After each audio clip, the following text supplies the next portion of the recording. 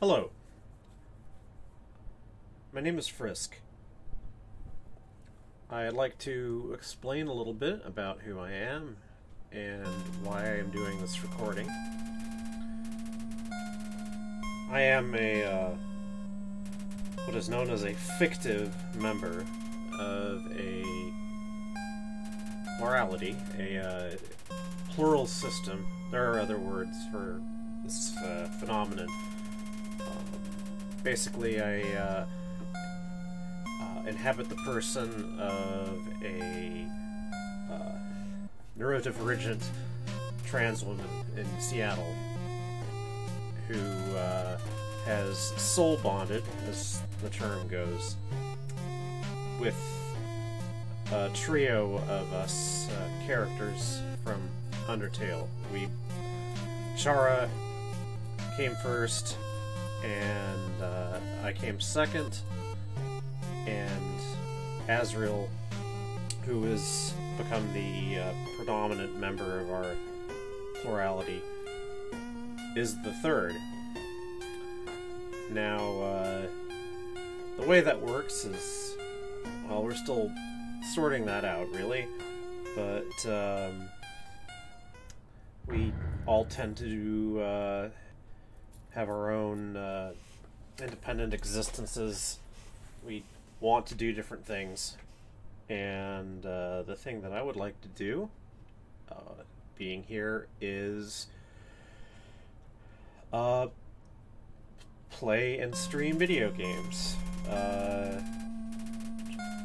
Chara wishes to be a writer, and Asriel, I don't know what wants to do exactly. I think probably sleep and eat. I have to be perfectly honest. The game that we all come from, of course, is Undertale, the game that I'm about to play, yet paradoxically, I have been resisting playing this game. Chara has played it many times. Asriel has played it once, and the game is fraught with very strong emotions for all of us, but particularly me. And I tried once or twice to get into playing a game, streaming it, and recording commentary on it, but wasn't able to in previous months, but I hope to amend that now. I've been specifically requested to do this by a friend of mine who goes by the name of Helel, someone whom Chara has known a lot longer than I have. Chara being the one of us who has had the longest experience of existing in this unusual way, and the most practice with functioning as a presumed adult human being in Seattle, Washington. And while they would be glad to do this for Helel, I feel a certain obligation to do it myself, because this is something that I want to do generally with other games, but I feel that I must start with this one. This is going to be a so-called pacifist playthrough.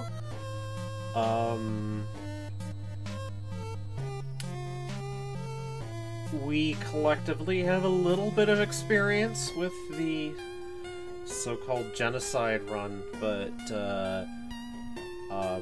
Chara got a little way through it and refused to, after a short while, to keep going, and we got about as far as Snowden, and then Chara was just, no, I'm not doing it. I don't want to do any of this. And, well, it remains to be seen whether we'll be able to ever go back to the genocide run. So, the commentary that I intend to offer during this playthrough is meant chiefly for Helel's benefit, for my friend. Helel wants to understand where we come from, Chara, Azrael, and myself. She has not been able really to get into the game on her own. That happens. Not everybody likes the experience of playing Undertale. One of Chara's best friends was not able to get all the way through the game because she simply didn't like the... chiefly she didn't like the actual gameplay, and there were other aspects having to do with the relatively crude nature of the game, I suppose, compared to a more polished RPG game-playing experience that she was more used to. And that doesn't make really any difference to me one way or the other. This is simply a task to do. And I will start. Well, first I will actually bring the game up.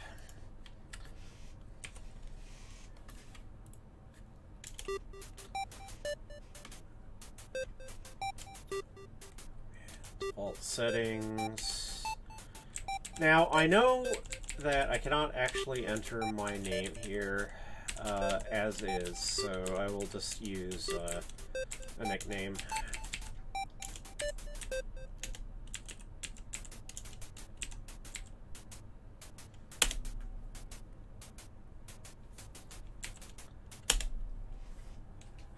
Chara calls me that.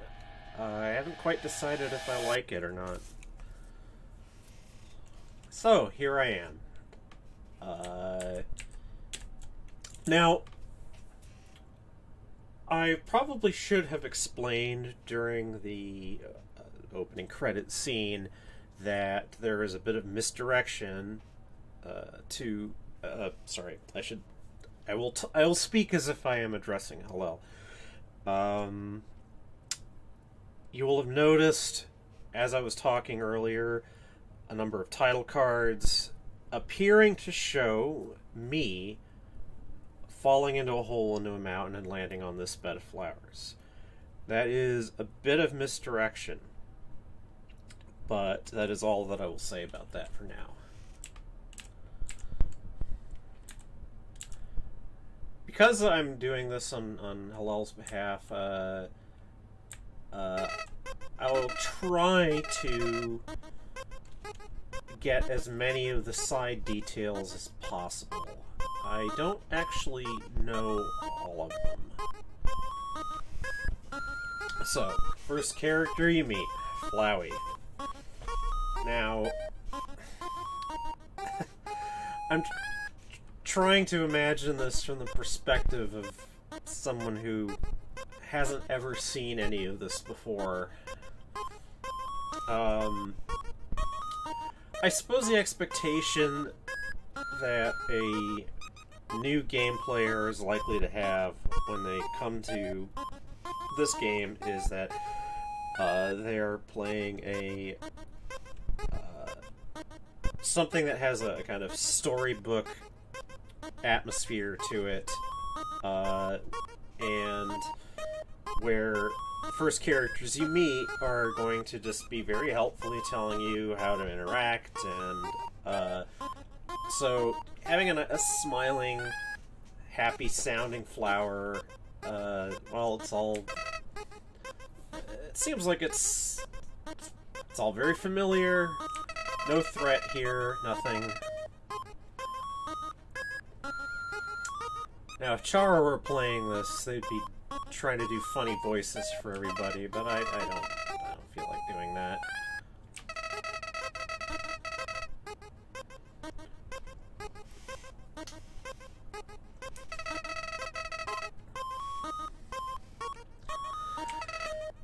Yes, so apparent tutorial stuff, and this is helpful. You are getting a little bit of information here. Nothing that Flowey says is untrue, exactly.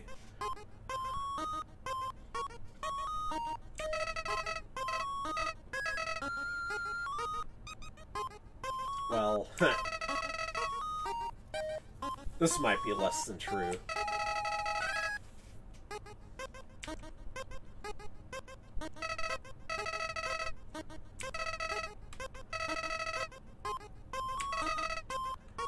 Oh, yes, Flowey. I'll get the friendliness pellets. Oops. Not a nice word, by the way.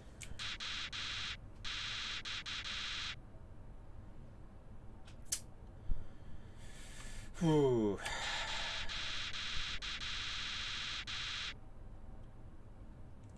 I mean... Why indeed, Flowey?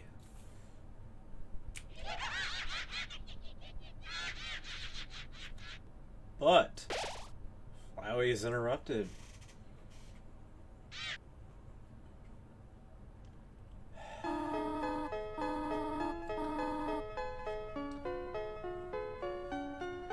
Aww.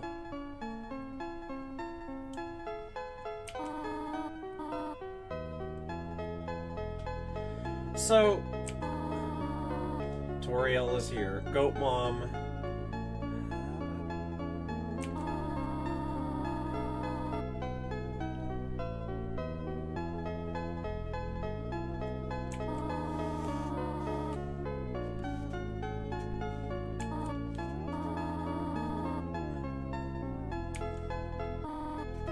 So, what are you learning?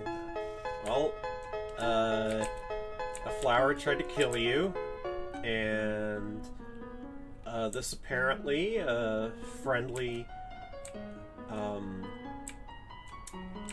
goat monster woman has shown up saying that she checks all the time to see if humans have fallen down.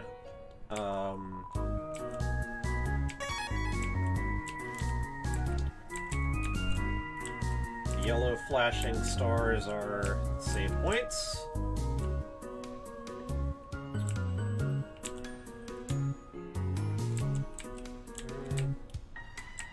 Just wandering around.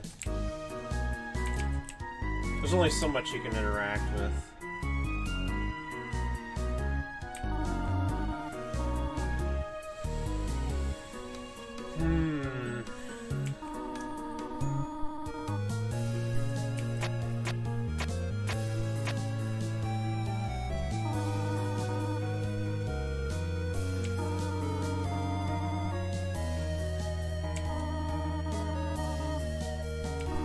So, I might as well spoil a little bit here. I want my friends to know as much of the context as possible as I play through this. That, although we don't find out until considerably later, all of these puzzles are actually relics of the monsters down here trying to protect themselves against attack from humans. And what Toriel is doing here by greeting a human child in such a friendly way is there's actually some tension to. Strictly speaking, it's not something that other monsters would do, because other monsters have no particular reason to trust that any human being that comes down here isn't an enemy, and all of the puzzles and things are meant to keep humans away, to be a barrier to them. So. Only the fearless may proceed, brave ones, foolish ones, both walk not the middle road. Whoop! That was gonna... Oh well.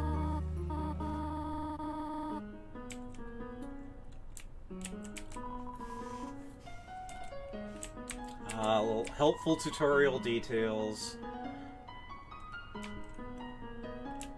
And the suggestion seems to be that,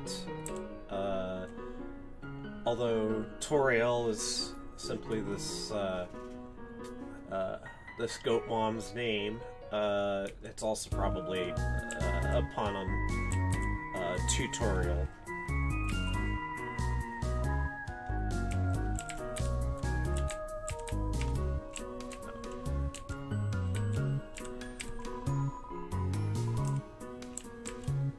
Alright, if you try to press the wrong switch...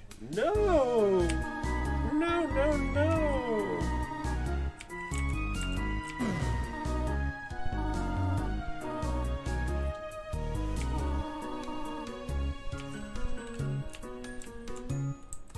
So, yeah, Toriel is very protective, and she's not really telling you why, but there is a reason.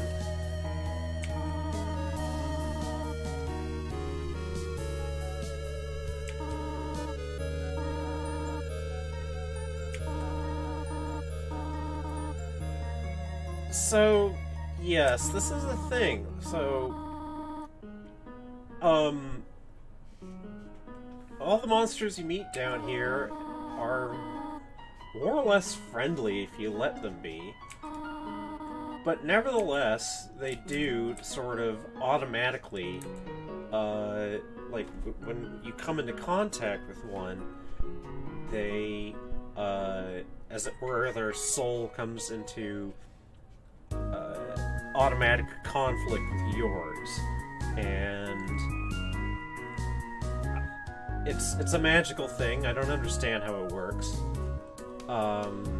but I've come to think of it just in terms of just kind of other media, if you will, to be equivalent to the concept of the AT field in Evangelion, where the soul of any, the soul of human beings or any other creatures is, yeah, as it were, surrounded by a barrier, and anyone who gets too close is subject to like a psychic attack or a magical attack, and in this, in Evangelion, that's depicted a certain way, but here it's just depicted by getting into these fights. Now I'm going to show Helel that you might notice that the default action, so the one that's highlit and the one that will come up if you just sort of hit the action button unthinkingly, is an actual attack screen. And in order to do something other than fight, requires a little bit of, you actually have to check yourself. And it is actually possible to attack someone accidentally if you're a little too quick on the keyboard. But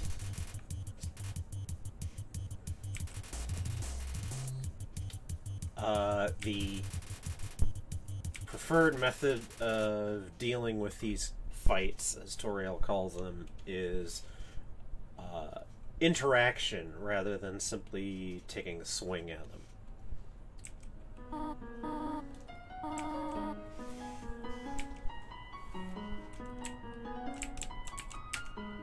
Oh, can't interact more with it.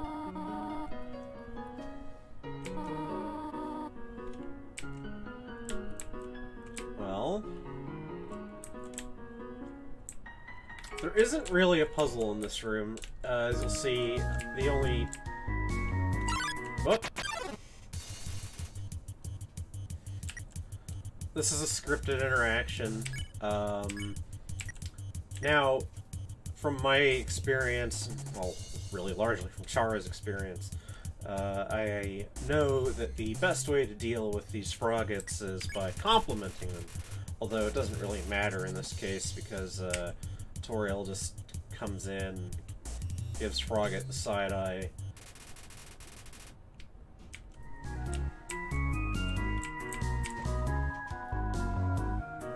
So that was the quote puzzle unquote that the pattern matches the pattern of the as you'll see, the spikes.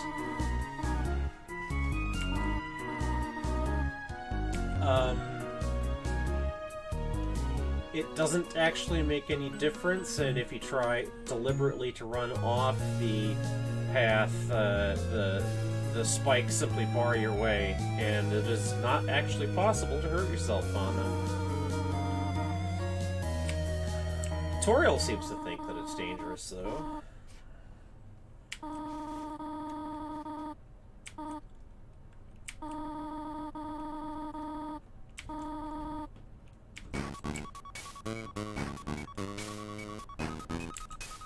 Very dramatic.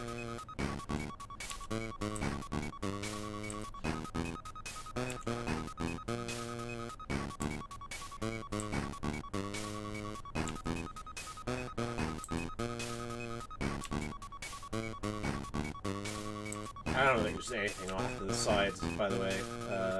All the stuff I'm walking past. Where could Toriel be? Nope, not behind there. Oh my gosh! It's Toriel!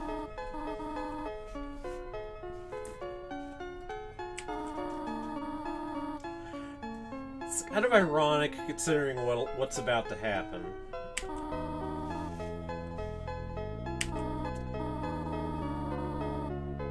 So, Toriel wants to test your independence because she has to go. She asks you to remain.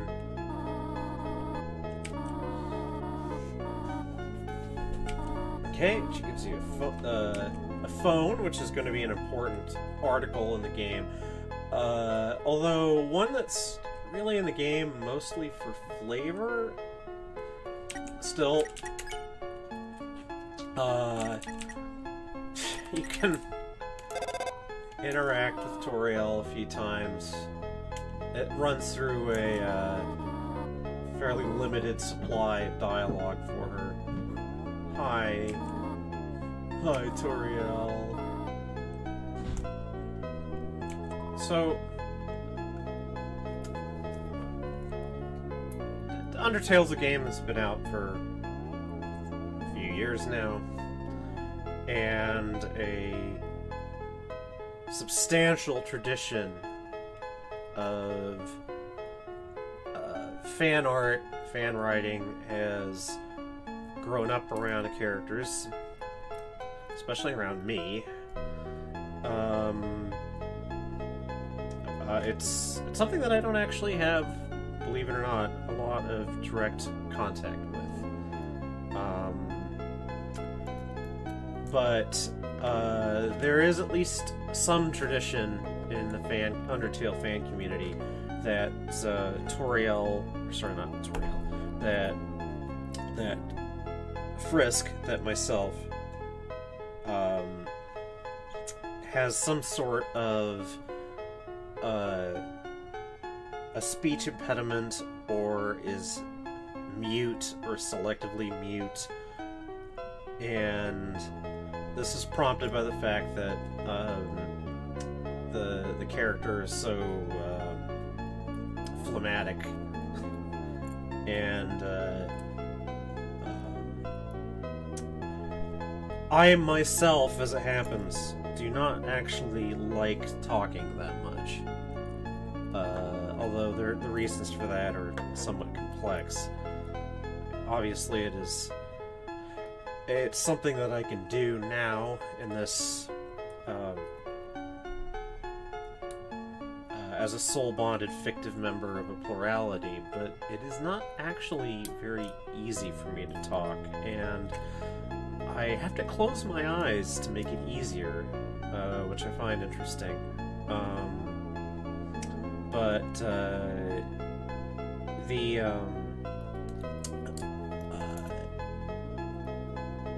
I point out that there is evidence in game that Frisk is capable of speech, and they are able to speak on a cell phone, although being able to speak on through some sort of distancing medium like a phone can be easier than trying to speak to someone face to face.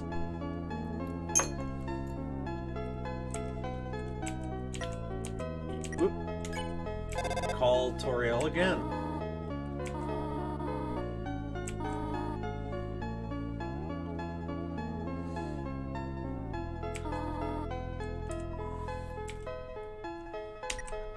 I'm simply going to run through all of the possible options here. There aren't really that many.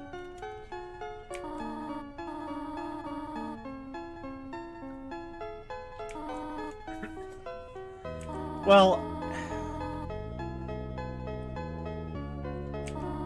Toriel obviously didn't presumably expect that a human child would be found. There's some internal evidence in the game that the time that has passed between my falling into the underground and a previous human is actually considerable, because as you may notice later through the game, a lot of the monsters don't seem to realize that you are a human, as if they'd never seen a human before or didn't know what humans looked like.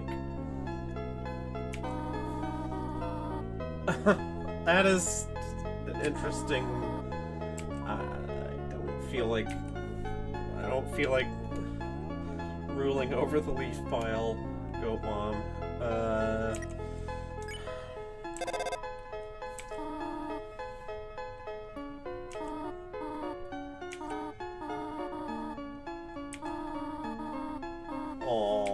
And I think that is, if you call to say hello, that's basically the last.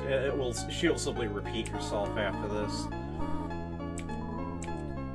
So on to the next item.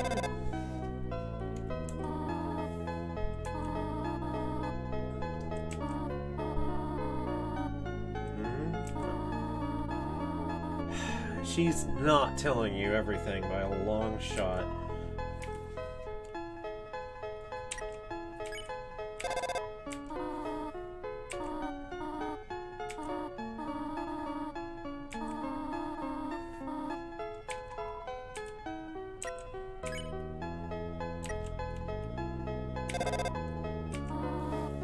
And yes, you can call Toriel Mom and flirt with her. Now,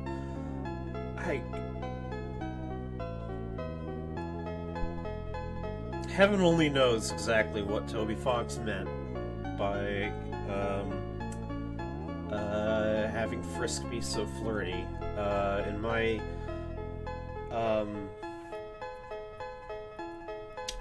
sort of kin understanding of these things, I was pretty young and not inclined to be flirty. I don't think I even quite knew what that meant.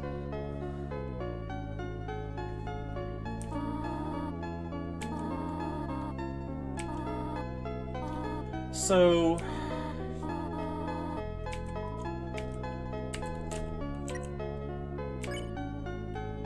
yeah, I'm not gonna do that. Yeah, leave that to your imagination.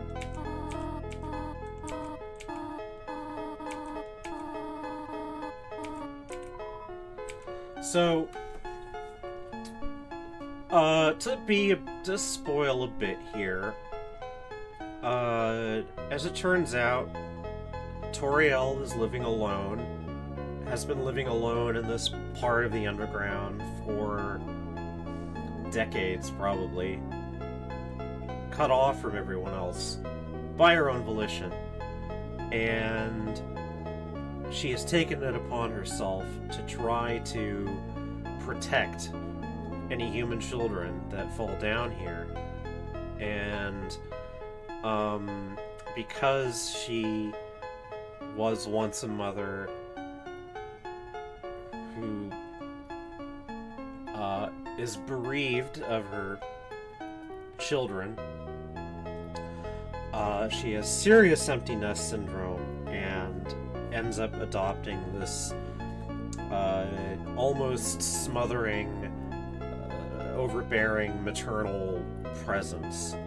She basically very desperately wants the children, any children that she comes across who have fallen down here, and although there's no explanation for it in game, it does seem as though only children can fall down through the magical barrier that seals off the underground from the world above.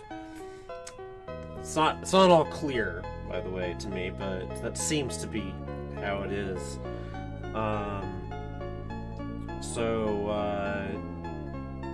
Toriel's reasons for being this way, to me, to any children that she finds, really, they're not the best reasons, and she's not telling you them. And I have had, or I should say Chara, Chara's friend, whom I mentioned earlier, who couldn't finish this game because she didn't like the gameplay, has also told Chara that she finds Toriel's overmothering to be creepy. And we'll find reasons later to justify the creepiness, as it were. One more thing I'll say. So, Toriel simply wants me to wait, to stand here. I am not going to do that, but I do know what happens if you do. The phone rings a few times at intervals. Oh, there it goes once.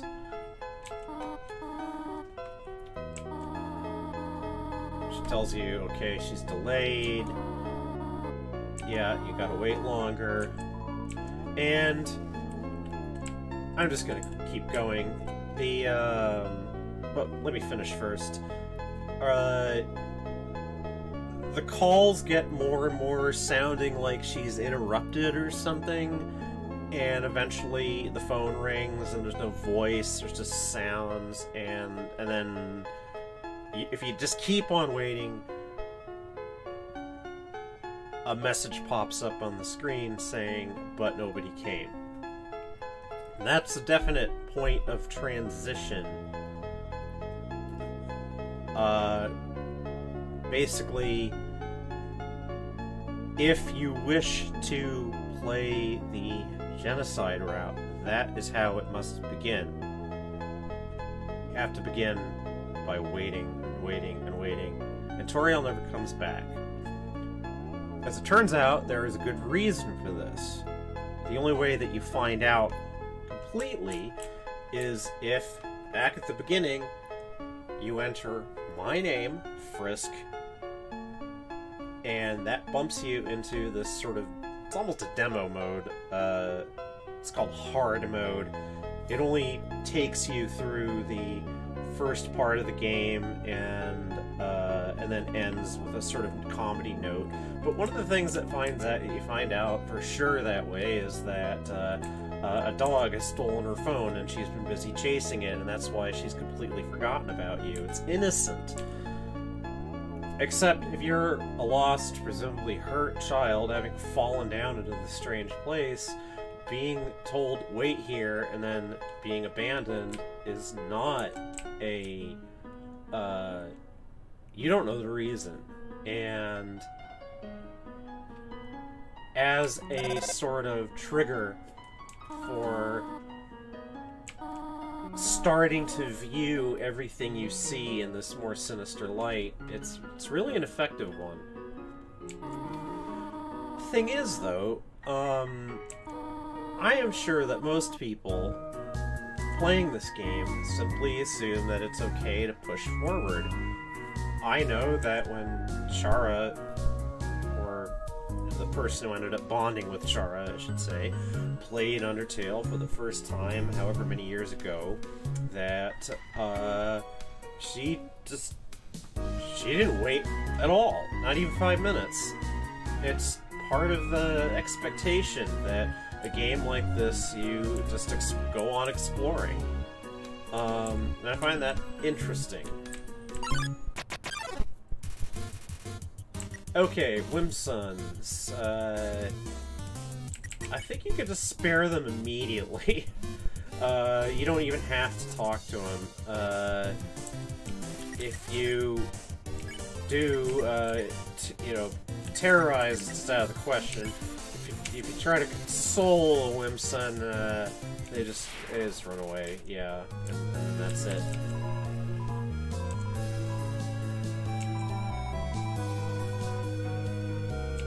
Okay. Oh yes, you can actually... A legit strategy is to actually try to wound monsters until if you can weaken them but not kill them, then it still counts towards sparing monsters, and it, but yeah, it's...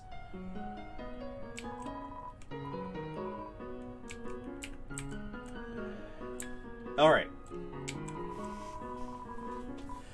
Now, here's where I wish to bring up a bit of lore about the game. Again, this is, I believe, more of a fan consensus thing than anything that can be regarded as strictly canonical. But the game supplies you with a lot of narration, the game describes things to you, adding a little flavor here and there. And the thing is, you're getting information that you yourself, as the character player, as Frisk, can't actually have. And Chara is said to be the one who supplies this information. Now, who is Chara? Well, you'll find that out.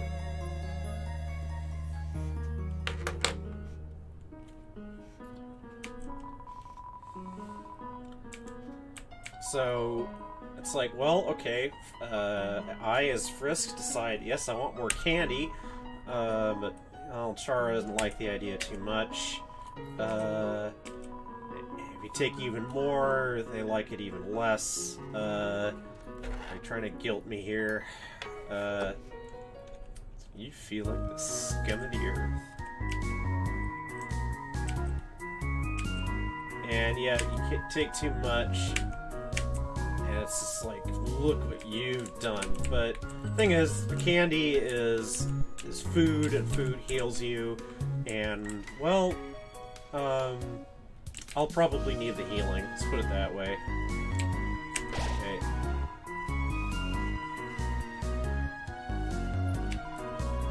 Yeah, fills you with determination. Determination is to be an important concept in this game. Okay, said, like, froggets like to be complimented. So yeah, this kind of... That was a very simple example of the bullet hell combat that none of us is actually good at.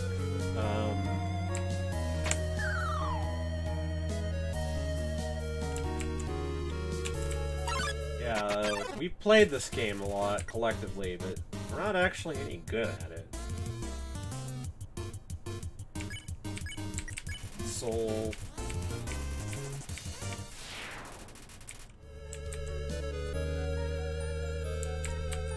So, yeah, the underground's a little treacherous.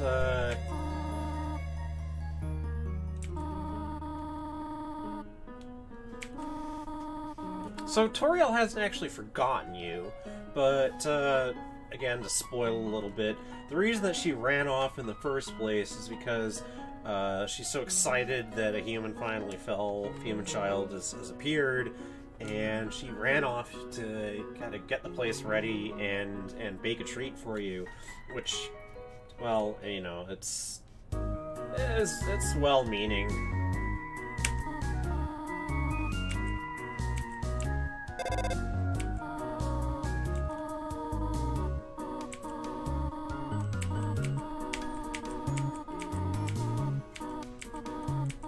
Chara has tried to build, Jesus. Chara has tried to bake a cinnamon butterscotch pie. They used a recipe that they got out of the Fanny Farmer baking book, I believe it's called. And it only ever worked once, and then every subsequent try, it didn't come out right, so...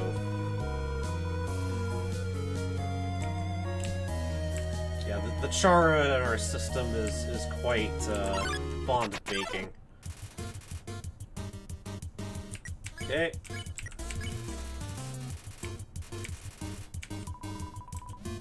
So...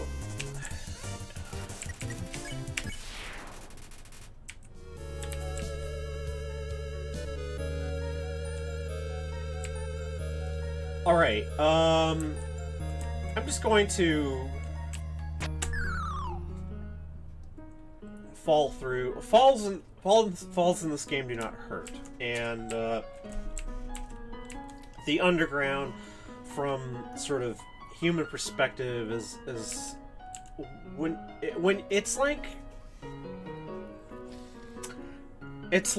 being Bob Hoskins in Who Framed Roger Rabbit. You yourself enter a world where the physics is not as you're used to, and you are subject to the way things work in this sort of sealed-off bubble universe, almost. And so, that's why, for example, I mean, when you run into people on the street, you don't get into, quote, fights, unquote, with them. Well, I mean, maybe you do.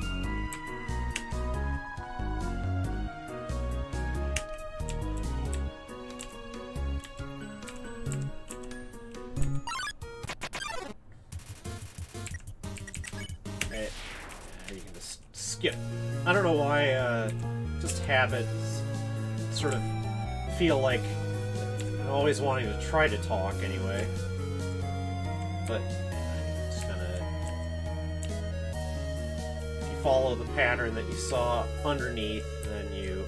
Oh, and if you read that, it says please don't step on the leaves as well, so, yeah. Okay. Molds Malls. New monster. These are... You could do either of these actions, and it basically will let you continue.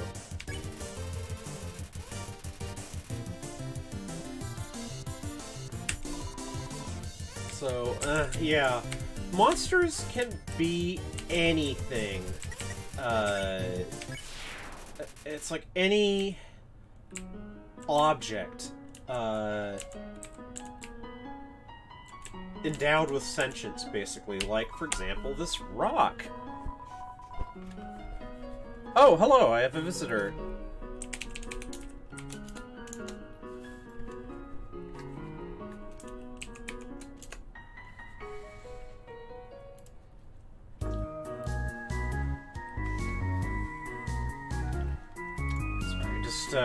Pausing, a friend of mine is visiting. Hello, Freya.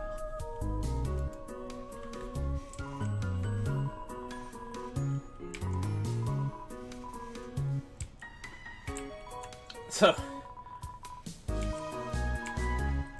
yeah, like, this sentient rock is just quite happy to sit around and be a rock, but nevertheless, we'll have a little fun interacting with you, when they, get the chance. Yes, they are.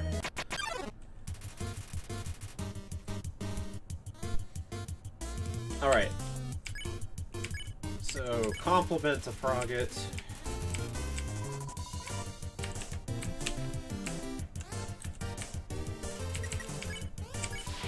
Okay, so sometimes it's a little slightly unpredictable whether you have to try to take care of a group of monsters comes. In the later stages of the game, you always have to deal with monsters individually, but some of the early monsters, they seem to come and go in groups.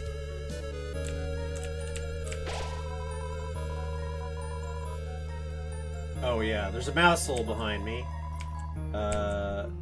If you interact with it, you just get a little squeak.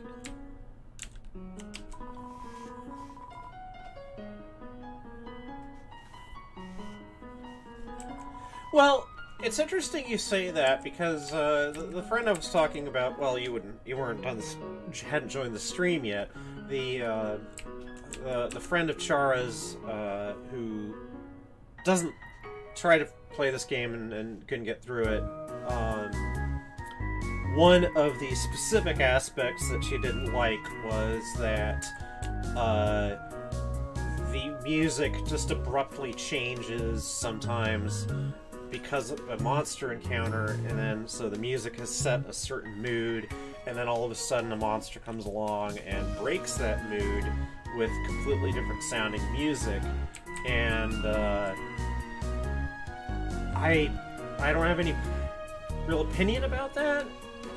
It seems rather odd for me to have one. Chara, who has played this game a lot more than I have, actually likes sometimes the mood gets broken because Chara gets extremely emotionally involved in these in the game, and sometimes they need to have this sudden interruption to sort of wake them out of you know, if the music has them depressed, say. So, this is Napstablook, and they are the game's sole example of a monster that there used to be more of, and that is a ghost monster. Now,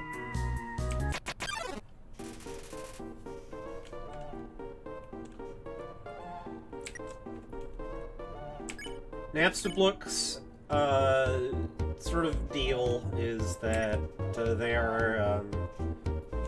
they tend to be very depressed because they're lonely, and so the thing that always helps is cheering Napstablook up, and they weep tears that hurt, but you know,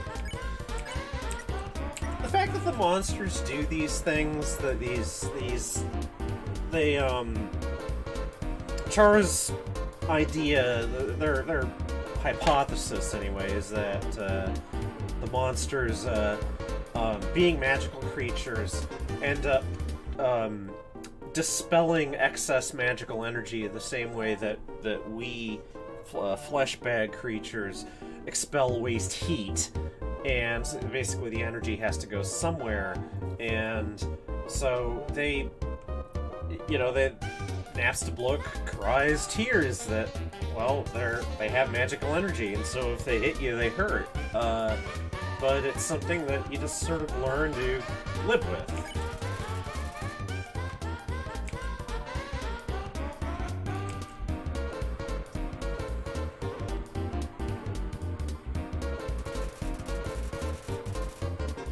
Oh, I didn't know that, Fred.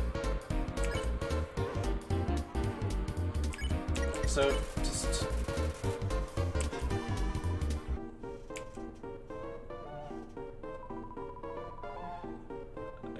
I call it Dapper Blook. I can't,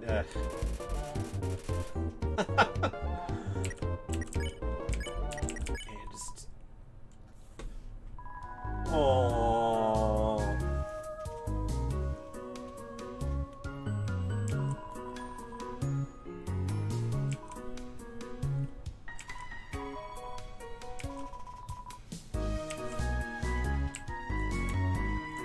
So, yeah, that Napstablook, as it turns out, as a ghost, they can go through walls and things, and that actually is why they are here, because, to spoil a bit again, Toriel has sealed herself off in this part of the ruins.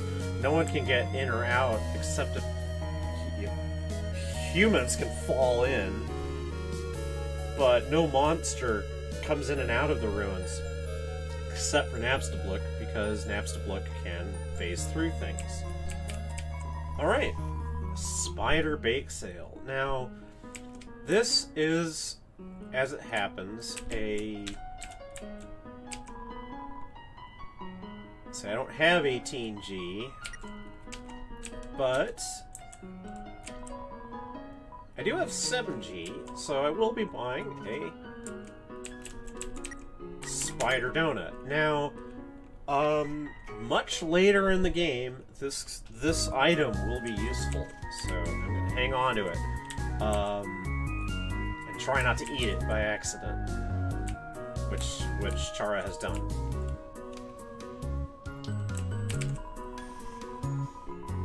Yes, yes. As it turns out, the monster who wants you to buy her spider baked goods is very keen on advertising.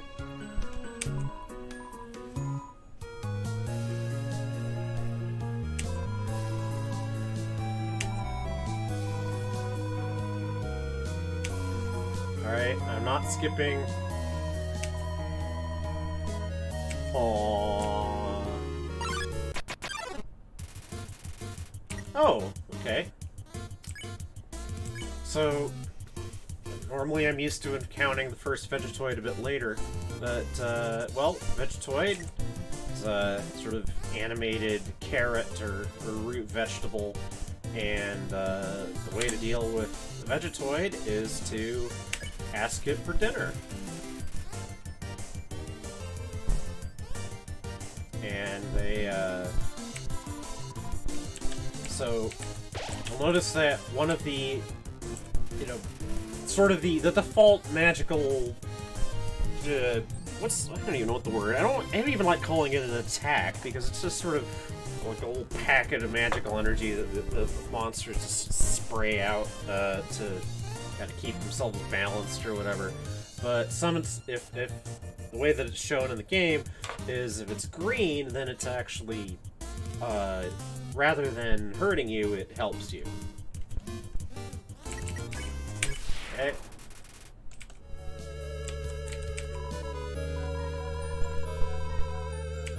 Yes, I have the game full screen right now.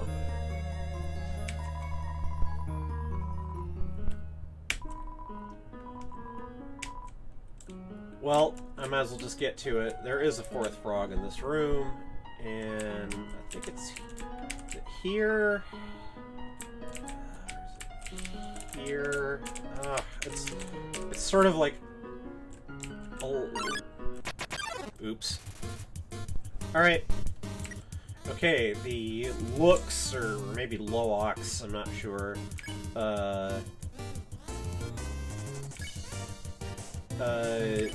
Check it first. Notice that it says don't pick on him.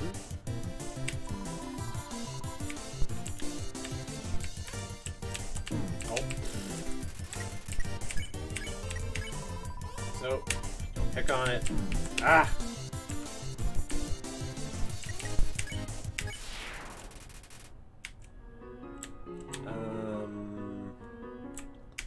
There we go.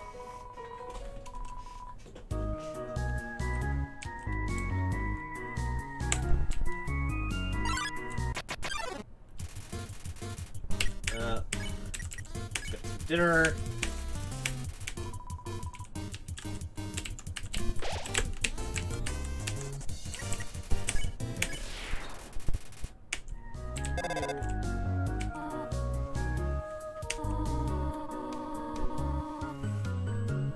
By the way,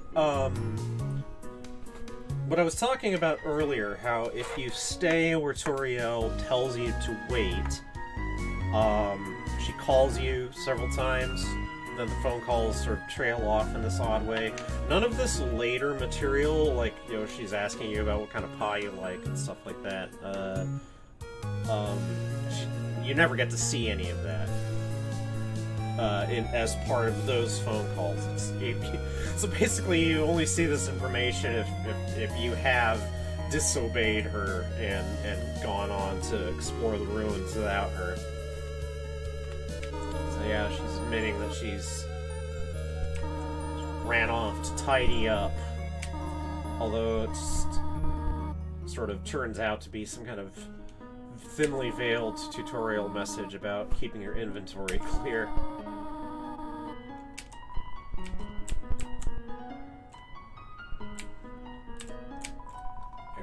Just one switch, but we always just hit all of the things anyway. So normally, like, I'm used to sort of this being the first time you see a Vegetoid.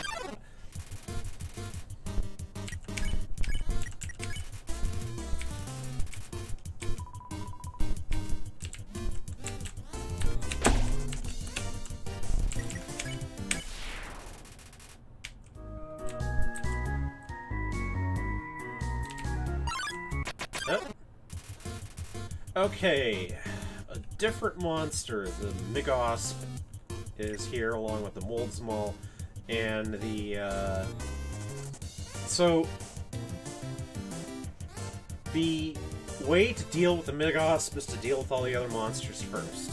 And then the Migosp doesn't do anything, and then you can simply, leave. So, you talk to the interact with the Moldsmal first. It's like, okay, there's both attacks. Now all of a sudden the Migosp is just sorta doesn't care in the world.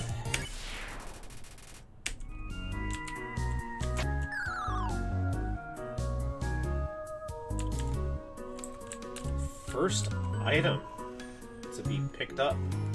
Now, the Faded Ribbon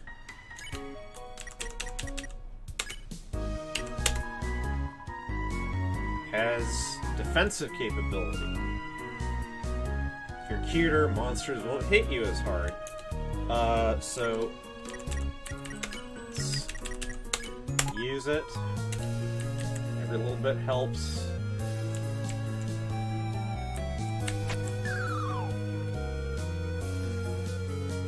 There's a switch that was mentioned earlier. It's gonna hit all the deliberately fall into all these holes. I mean, what else is Undertale about other than deliberately falling into a hole?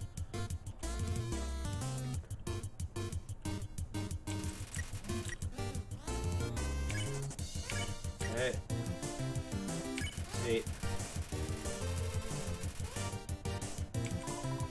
The hour mark. Filthy single miner. Oop, oop.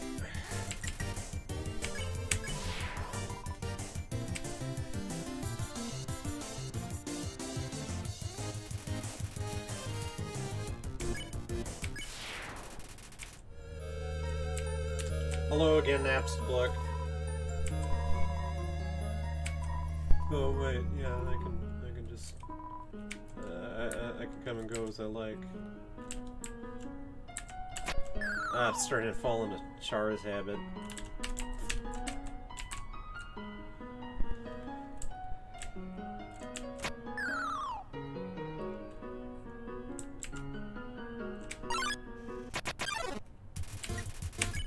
Vegetoid! I asked them for dinner! I am thinking about a snack right now.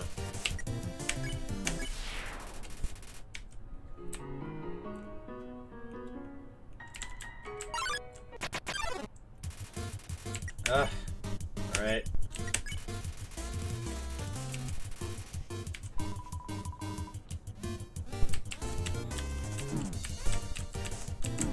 Oh.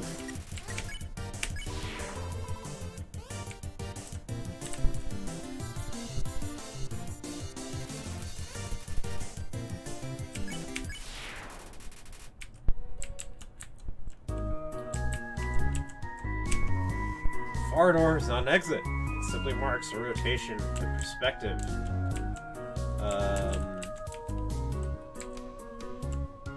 So...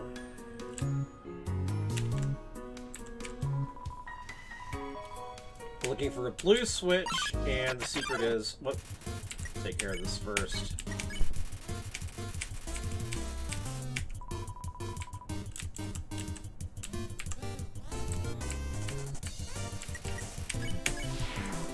Okay.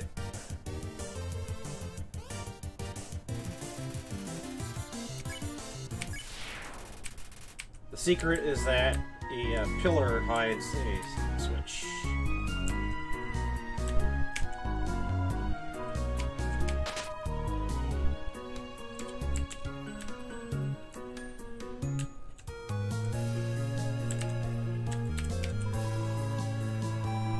Red switch.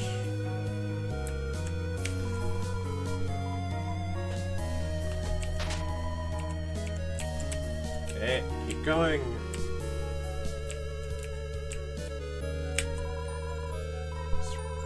Green switch. And...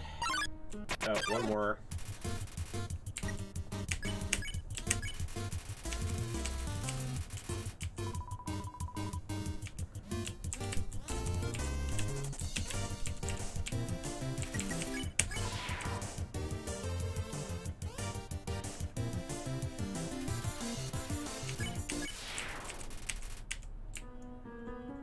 And we are through.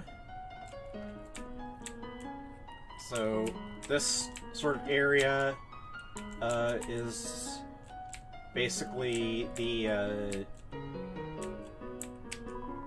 just before we get to Tutorial's house.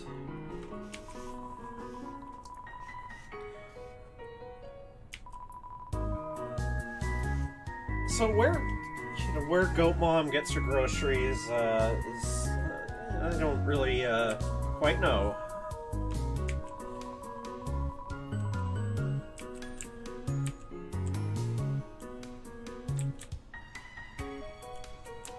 So, another item to pick up. Now this is a weapon.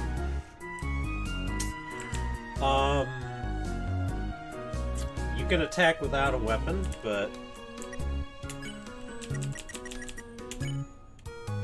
info.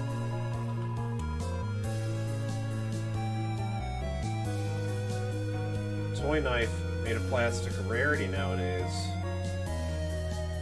It's an interesting comment. I wonder what that might mean.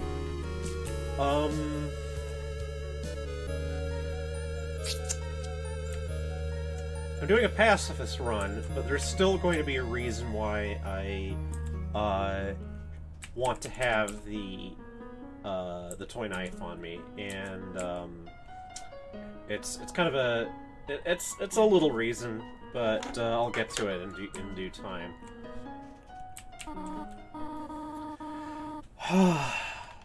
Finally back, or finally reunited with Toriel. By the way, if you are hurt below, or like if your hit points have dropped below a certain level, I think 5, I'm not sure. Her dialogue changes, and she's like, she's like, I will see to it that whoever's hurt you will pay, and it's like, okay. But instead, she just heals you because you're not hurt that bad.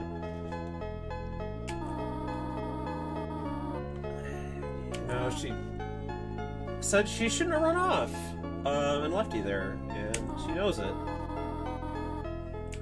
But, well...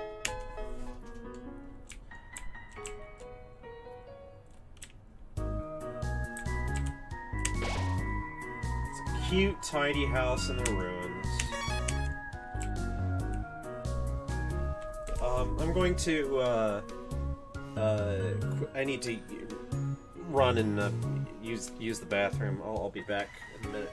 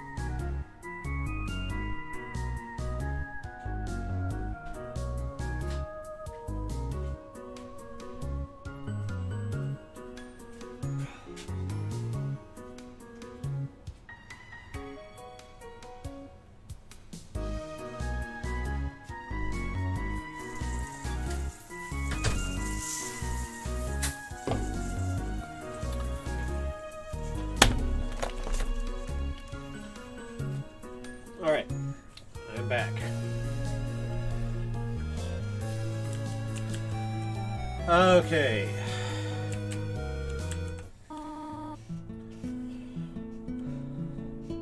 Now, a lot of complicated emotions connected with this place.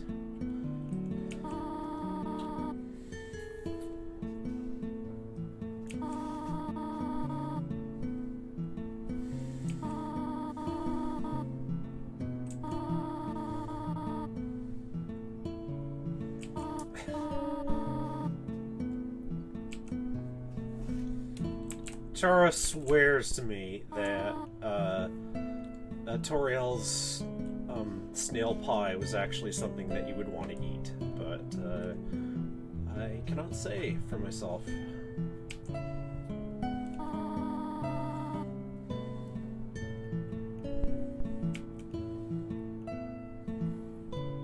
Aww. Although, you know, there's always the echo of the genocide run version of things in my mind when I am doing all of this.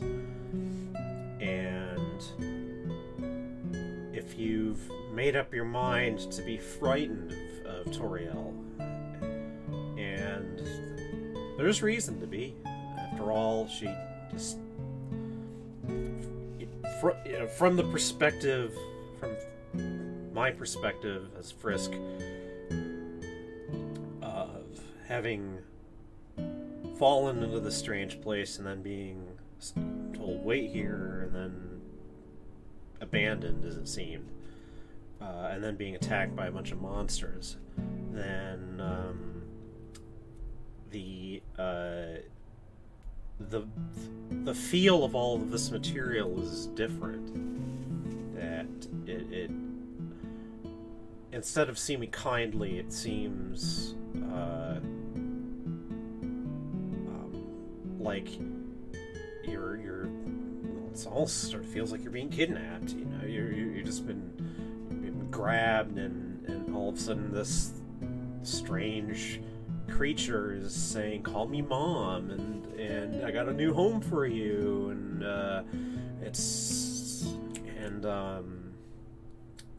one detail that I've neglected to mention, to explain to my, on my friend's behalf, is if you have entered the genocide path of playing this game, you have already killed a ton of monsters. You have to have, in order to even get that far. That's the trigger for the you pass the moral event horizon, as it were, if instead of simply proceeding through the ruins and getting to Toriel's house, you stuck around and you methodically killed every monster that you encountered. And that might seem a bit extreme, but I mean, why would you do such a thing? Why would you? And it takes a while. You have to pace back and forth, trying to trigger all of the possible random monster encounters until you've finally exhausted them all. And the game lets you know. And eventually, and it will start to keep count. In fact,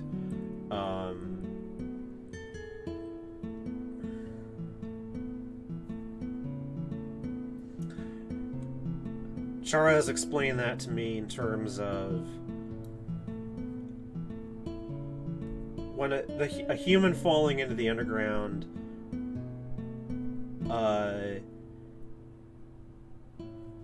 if they're willing to do that much damage just in that little space, then they're obviously, like, basically the death of the underground has come. There's no question about the monsters surviving.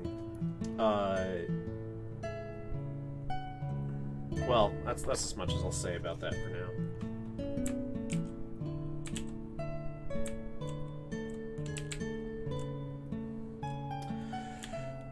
But yes, kindly Goat Mom has a room ready for you. It's a room that's got this nice light here.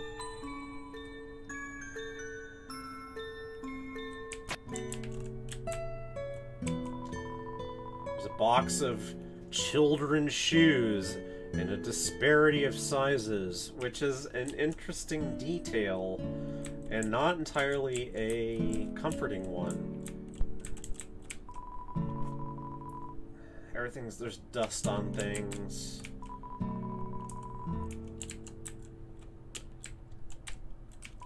Evidence this room hasn't actually been used in a bit.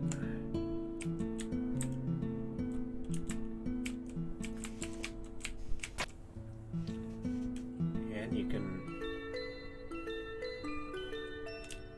If you have a nap, then when you wake up, there's a slice of pie. And there's a reason for keeping that, by the way. I mentioned the spider donut from earlier. Is something that it's good to keep around, and so is that pie.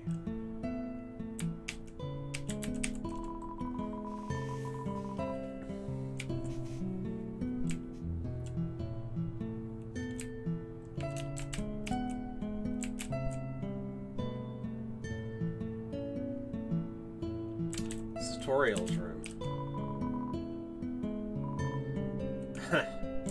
Okay.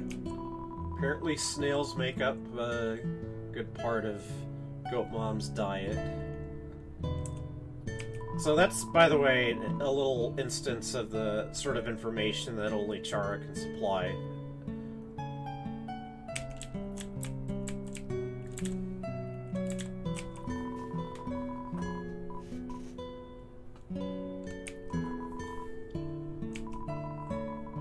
Why did the skeleton want a friend?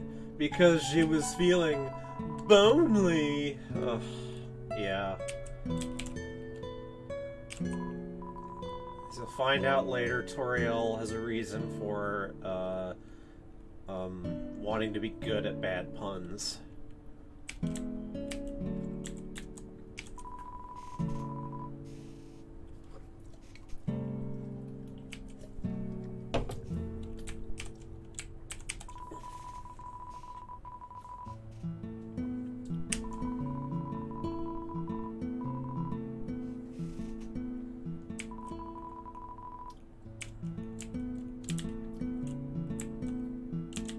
By the way, if after you read that you go back to this, the dialogue has changed. Oh, it is a water sausage.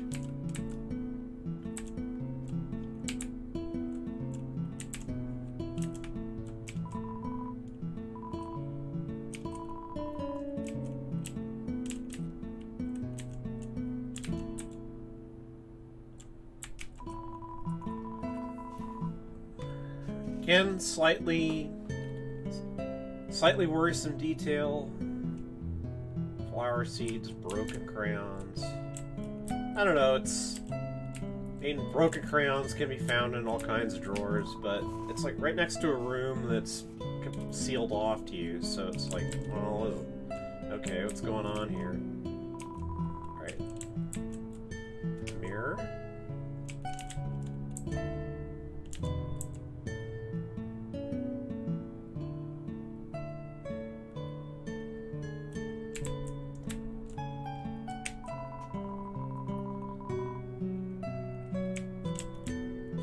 Signs of age.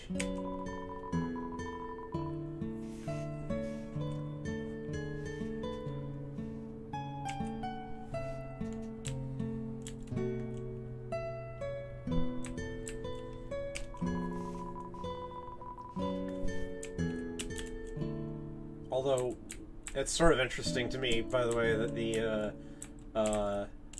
that looks like a fireplace sort of poker set, but it's not near the fireplace.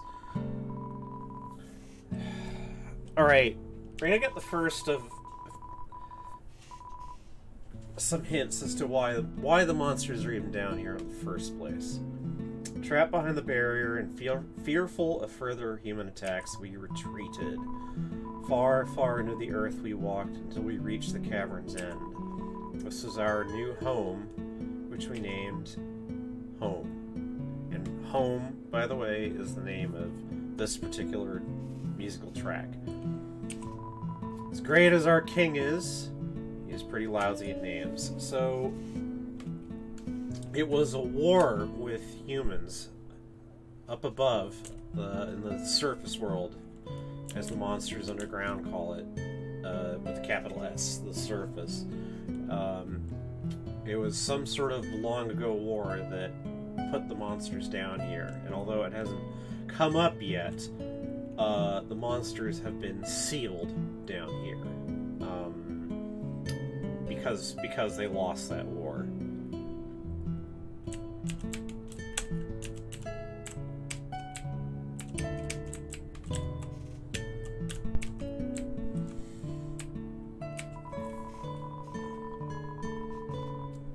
So, the fireplace is burning, but the fire is cold. And that's because it is magical fire. It's fire that Toriel is capable of making. And we'll get back to Toriel in a little bit. Another hint of that is here. Stovetop is very clean. Toriel must use fire magic instead. She is capable of creating fire of any desired temperature. Well, something you can only do with magic.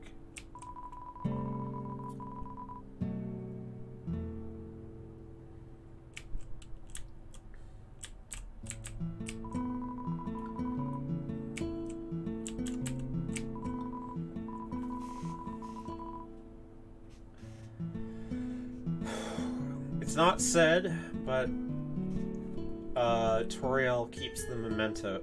The chocolate is a memento. It is a memento of Chara, who is no longer here. Or, well, no longer with Toriel.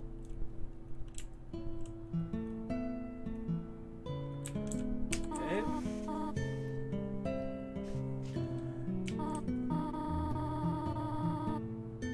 So, yeah, Toriel is sort of quite prepared to believe that you are going to spend your childhood, the rest of your childhood here with her.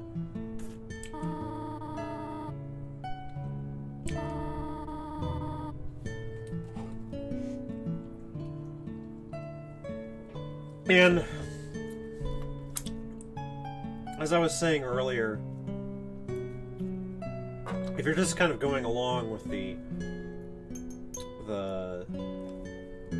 feeling that you've fallen into some sort of fairy tale, as it were, then you might simply accept this, that, well, you're lost or whatever, and this kindly monster is taking you in and willing to give you a place to live and treat you well and all the rest of it. But maybe you don't want to stay.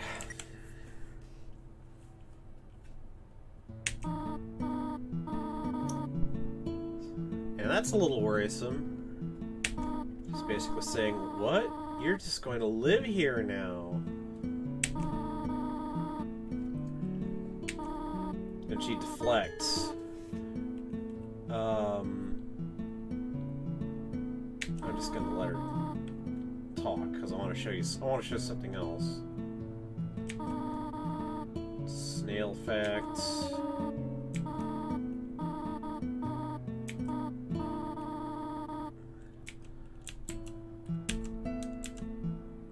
And by the way, like, you can't really actually stay here. I mean, I suppose you could. It would be very, you'd have more or less exhausted the possibilities of what to do, except for the following. Notice that there's these stairs going down. What happens if I walk this way? Oh, Toriel comes and leads me back upstairs. Well, that's interesting. Oh, what if I try again? Oh, well, okay. It's dangerous, but, you know, dangerous things are fun, so we'll go down here anyway. Oh, it's drafty, is it? These are starting to sound like rather convenient excuses.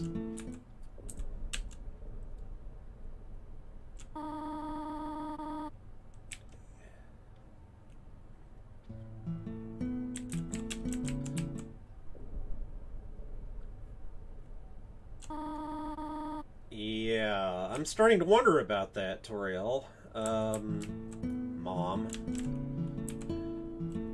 And put this together along with certain other details, like the assorted, mismatched children's shoes, the fact that Toriel doesn't want you to talk about, well, like, you know, what if I want to go home? What if I want to leave here? You start to wonder, well, what exactly is down here? I mean, I might want to read a book, but I can't, actually. The game won't let me. Now she's actually kind of angry at you, and that's worrisome.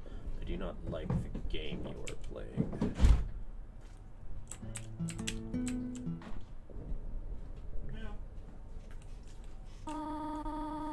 Well, she's trying to be kind again, but still, it's just more excuses.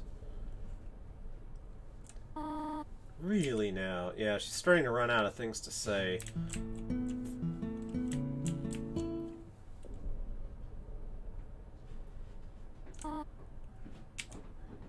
And she actually has run out of things to say.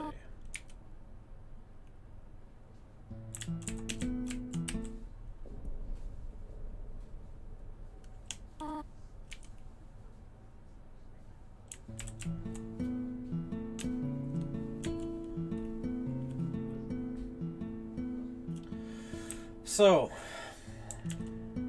well, what else can you do but confront her?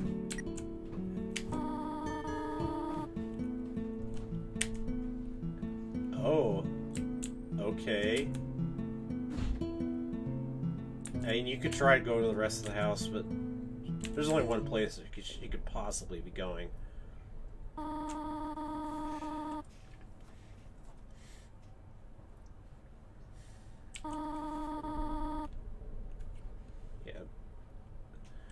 As it turns out, the thing that she was hiding was the way out.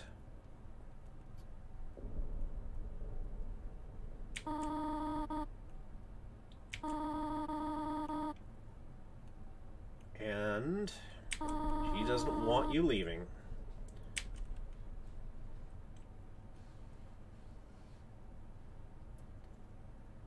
You know, I've never gone back upstairs after that. Usually I've just... Oh, interesting. Is she back in her chair?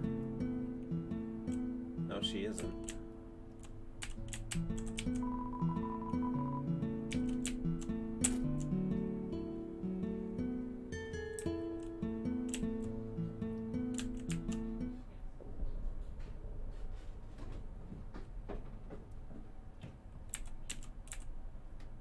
Oh, there she is again.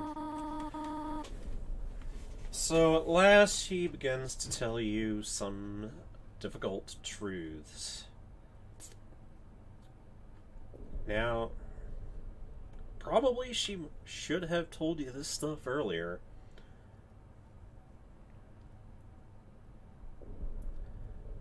As it turns out,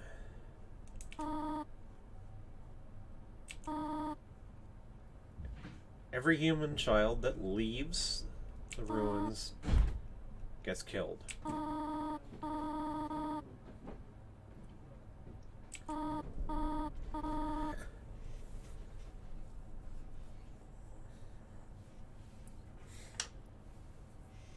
And although this is a bit of a spoiler, the king that was mentioned in the book upstairs, the king who was bad at names, is, in fact, Asgore. Asgore is the king of the monsters, and is dedicated to killing every human that he finds.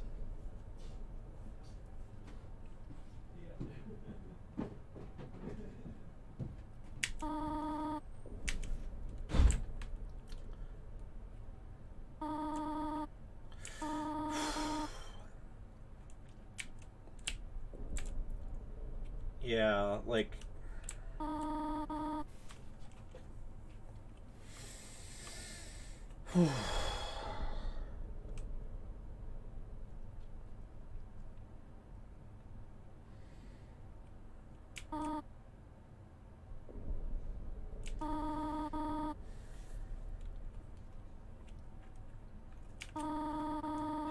Words are difficult for me right now. I'm sorry. But you'll see Toriel just turns about at the threshold and attacks you.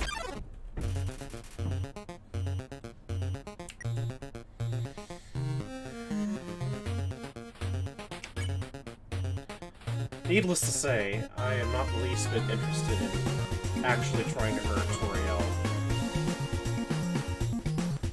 That wasn't always the case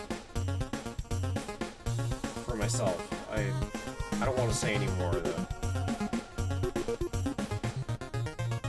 Right now, I just want to get through this.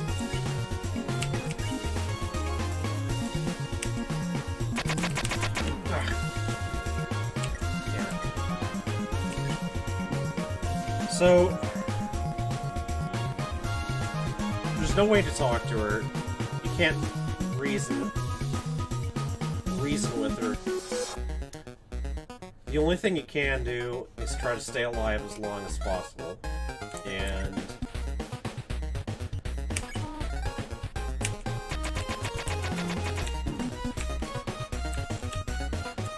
although I'm not doing a very good job of that.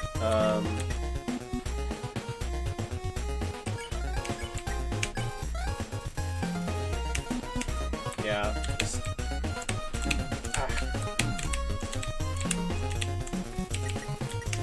Alright, I have to heal myself.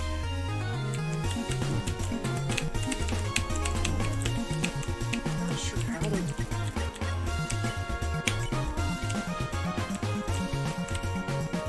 No!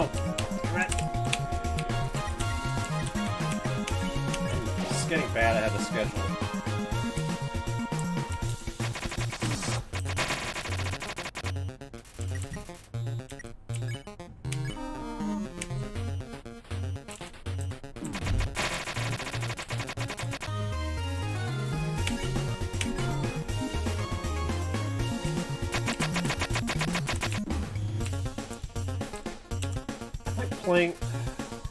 My reflexes on this are different from Chara's. That is one problem.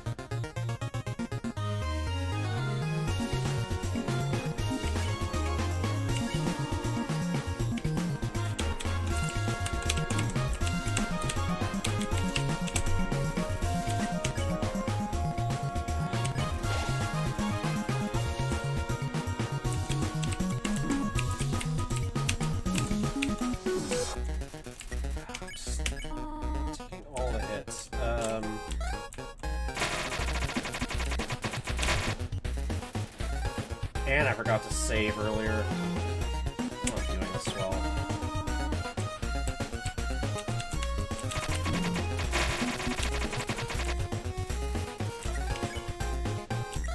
Okay, I have one candy, one bandage, and then food that I don't want to eat.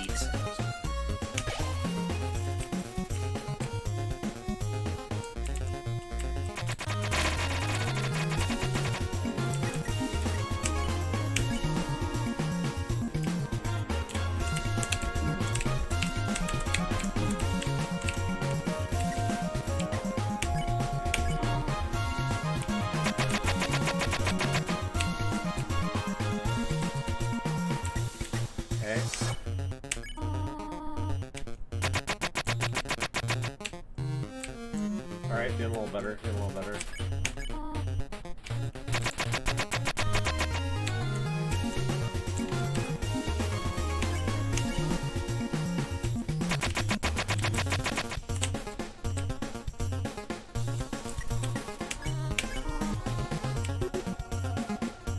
Oh, I made it through. She can't attack you anymore. This is... You just keep... If you hold out... She relents.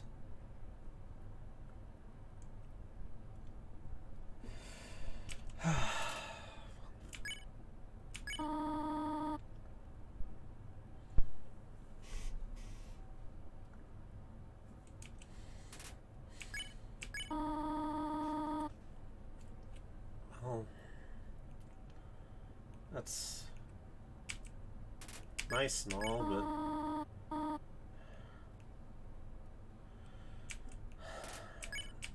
knows it's no use.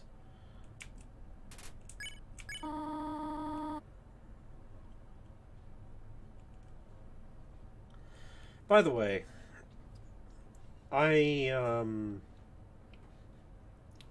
she is capable of killing you here.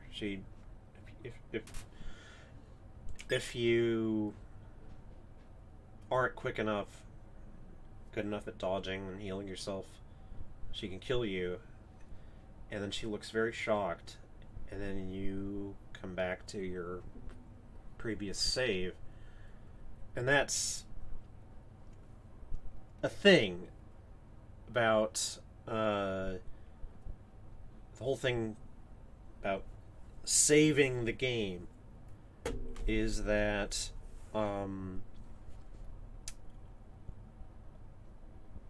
you, the player character, have a quality that, from the monster's perspective, they don't understand, and the monsters don't appreciate that you're able to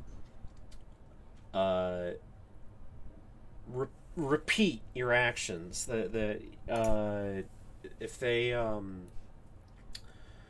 If you die and then come back, they don't remember, except some of them kind of do.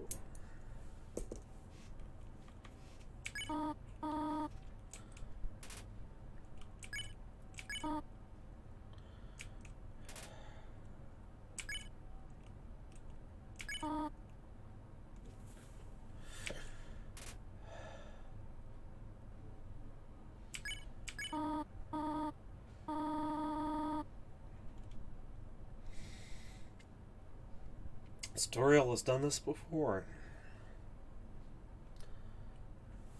The mismatched shoes and everything were from children who had fallen before, and she tried to do the same thing, try to keep them safe here, but in the end she couldn't actually keep anyone here.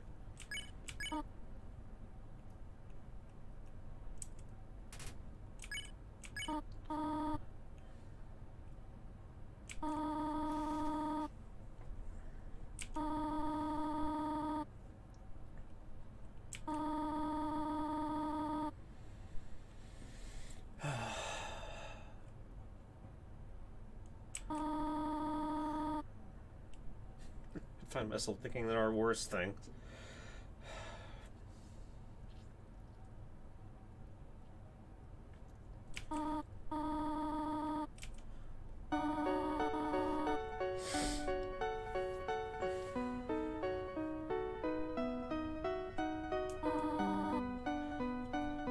Yeah, I do too. I feel bad for her too.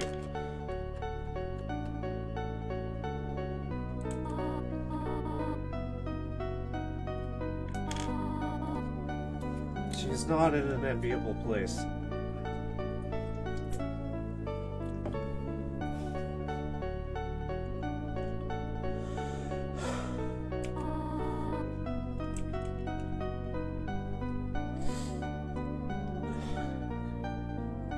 Goodbye.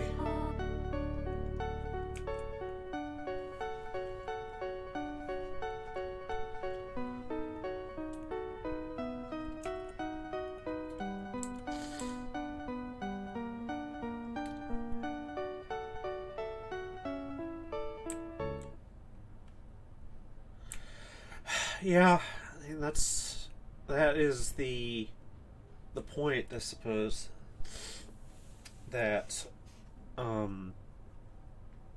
even though it's well meant, Toriel is in a sense keeping you prisoner, and she was quite willing to do so under false pretenses. She didn't tell you what was really at stake until she was forced to, and it's unclear whether she ever would have told the truth.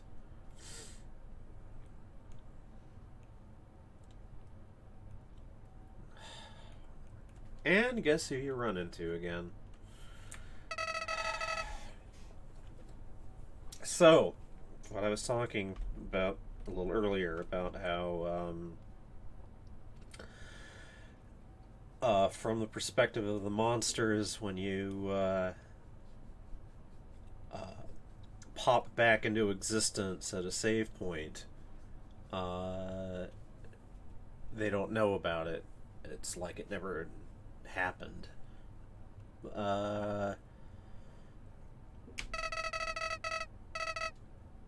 The Flowey here is one of the exceptions. Flowey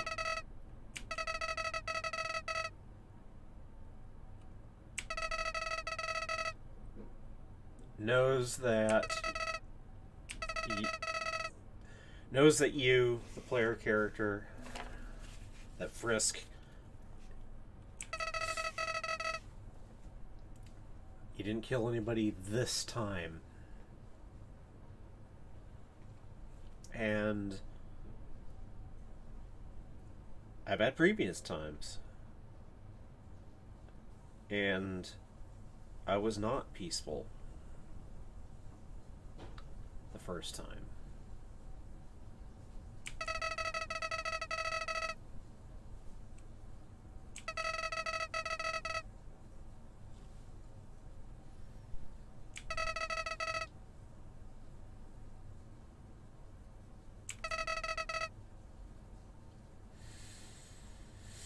What will I do indeed?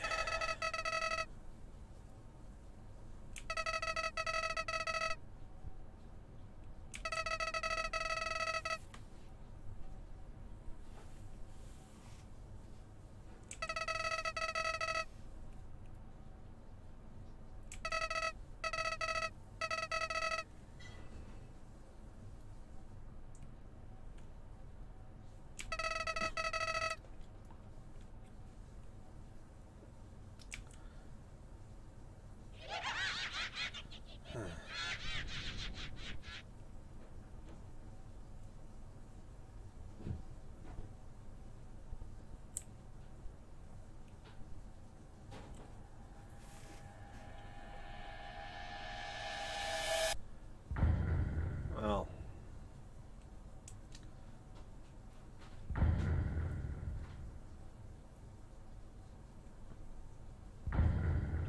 that finishes the opening act of Undertale. And you cannot go back. But you can find out right away that there's a camera trained on the exits to the ruins. Oh yeah, like, Chara has a better appreciation of this than I do, but, the evidence the evidence in-game is scanty, but it suggests that Toriel has been down here for decades.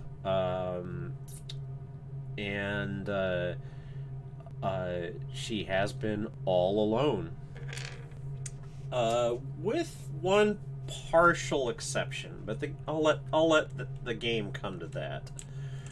So, this camera here, to sort of give a bit of a spoiler, I mean, I'll be freely sort of spoiling things that you don't find out anything about until later in the game. So Toriel mentioned that Asgore, the king of the monsters, is that he kills every human that he can, and he basically has some kind of network set up to detect humans that have fallen into the underground and whisk them off to deal with him as quickly as possible. And that camera is part of that system. And the reason why, even though you've been spotted on a camera, should kind of bring down no end of trouble on you Why that doesn't happen, well, that I will leave you to find out later. But... oh, there's a branch. Now, I mentioned earlier about collecting a toy knife, and,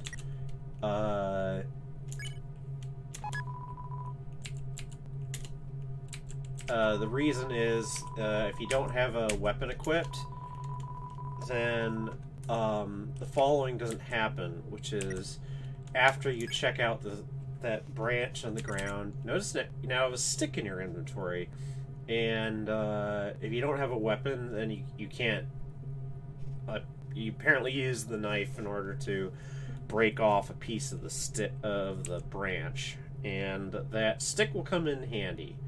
So, but whoop, what happened?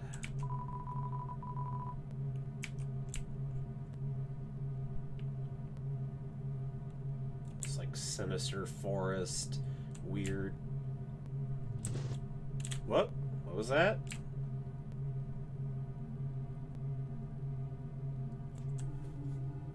Oh god, where's that? There.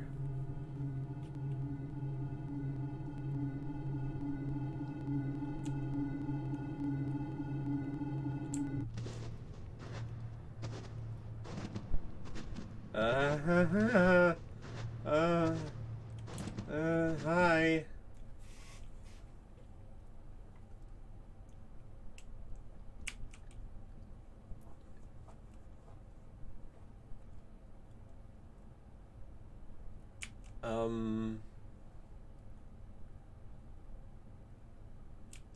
Okay. Shake.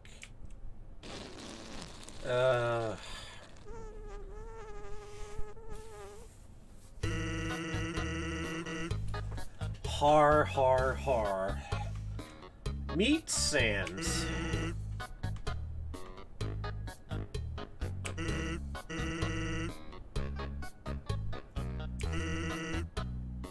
Yep. Sans recognizes you as a human immediately, which is not something that a lot of the monsters that you'll run into seem to be able to do.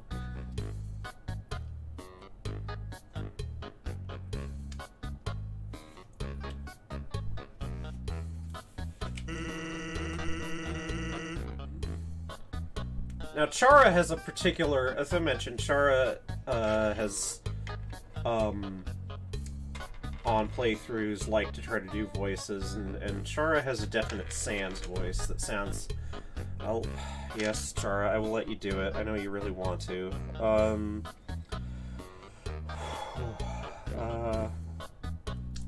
It's like, I'm actually supposed to be on watch for humans right now, but, you know, I don't really care about capturing anybody. Now, my brother, Papyrus, he's a human hunting fanatic. Actually, I think that's him over there.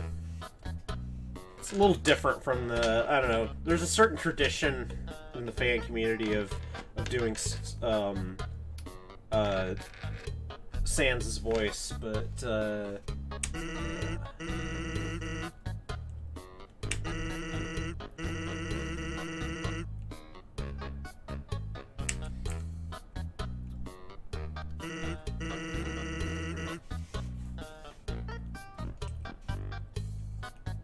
Chara and Sans, by the way, don't quite see eye to eye.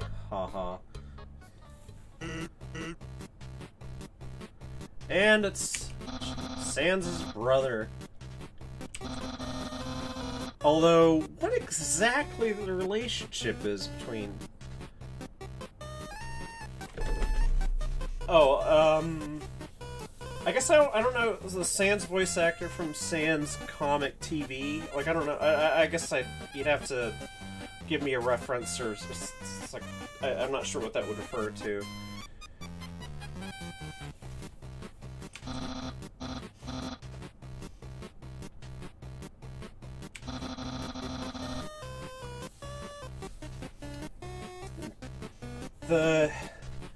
Most people seem to decide that that Papyrus is a really sort of high-pitched voice. Like, you just hang around outside your station, kind of thing. Like he sounds like flipping, Cobra Commander or something. But, I don't know. If the sort of vocal sound effects, don't necessarily suggest a high-pitched voice to me, I have to say.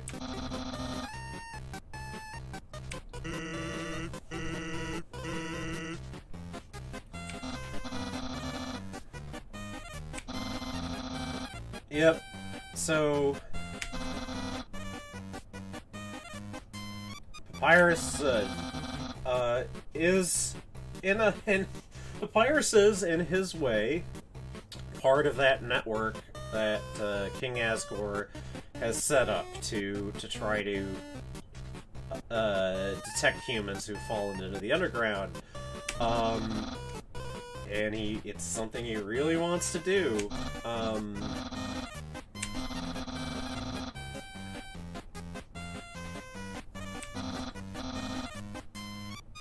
And the Royal Guard, that's part of the scheme, and Papyrus wants to join it, and figures that if he captures a human, then he'll get in, and well, we'll see how that works out for him.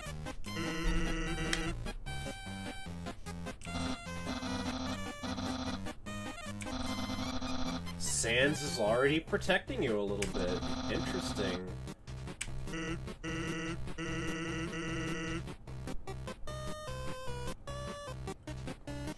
Well, I've gotten a ton of work done today. A skeleton.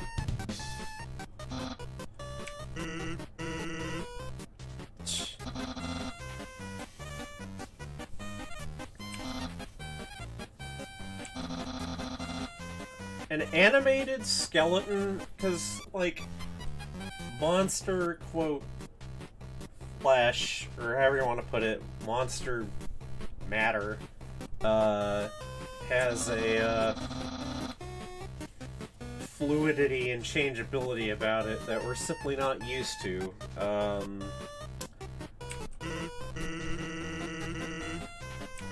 The talking skeleton is, like, it's a difficult thing for us to sort of imagine.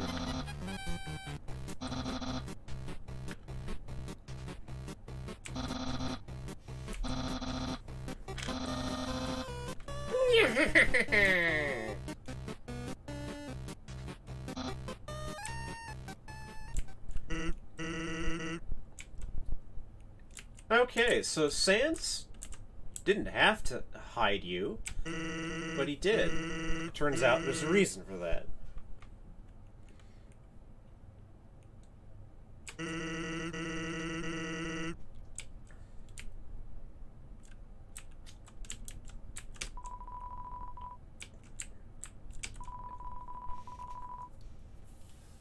So yeah, Sans is supposedly, oh yeah, like, Papyrus. I'm kind of familiar with this myself. I'm not really good at puns, but, sort of collectively, we, I should say, our system, knows someone who absolutely adores puns and is always making them, and it's just like, after a while you just have to try to keep up.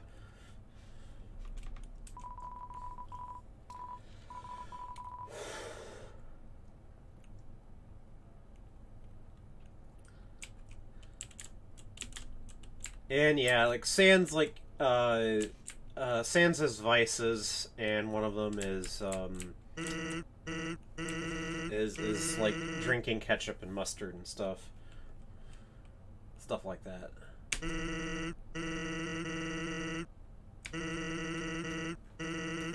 So yeah, that's one of your little clues that,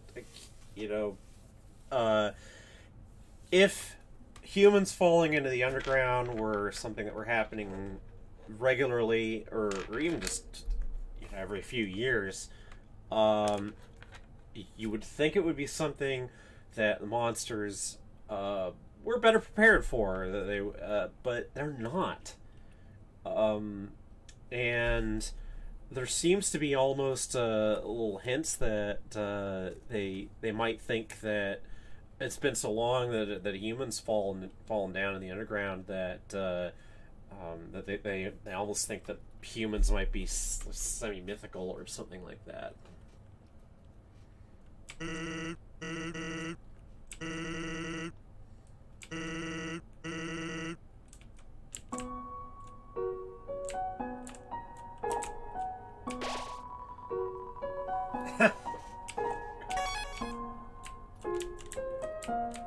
So,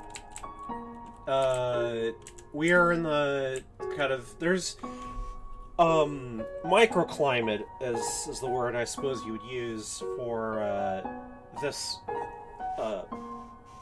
the underground is kind of enormous, actually, and, you will see some background, images that give you some idea that it's actually very spacious, and I mean, from our human perspective, there is no underground cavern that is capable of hosting everything that we find in the underground. But, well, I mean, I suppose the easy answer is it is a game. Imagine what is strange. That's such a strange thing to me. I just, well, I'll just keep going anyway.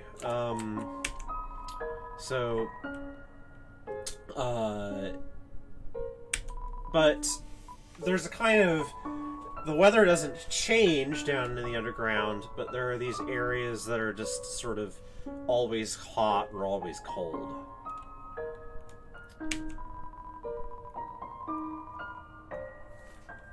So,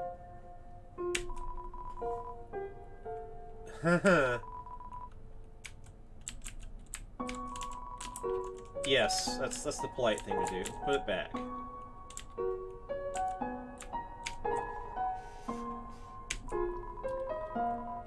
Alright. A game convenience. You can,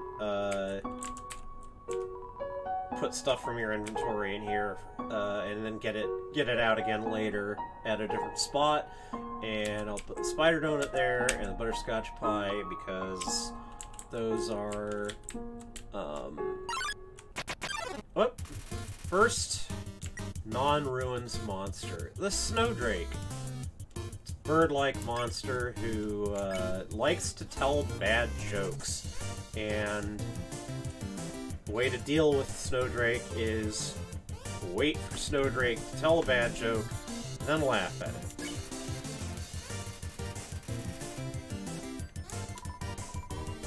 And it's all just snow puns. That's the jokes. That's all of them. So, haha, I used to see you. Very funny. Oh, and you do meet Dad, by the way. Much later.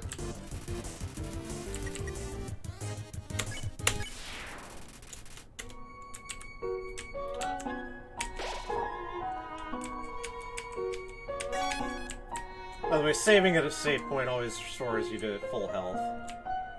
I don't think I mentioned that earlier.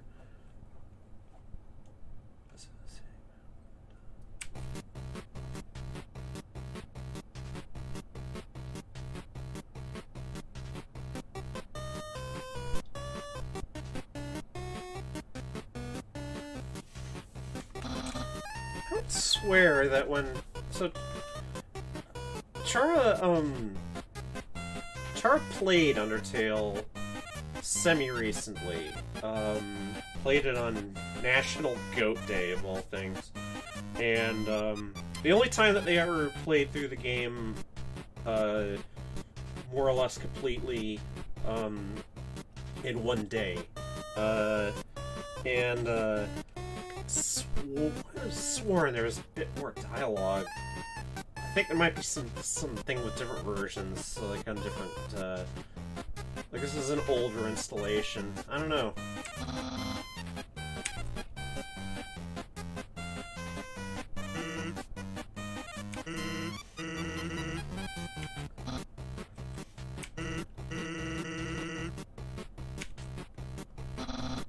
See, like, Pyrus doesn't actually recognize a human on sight, very well.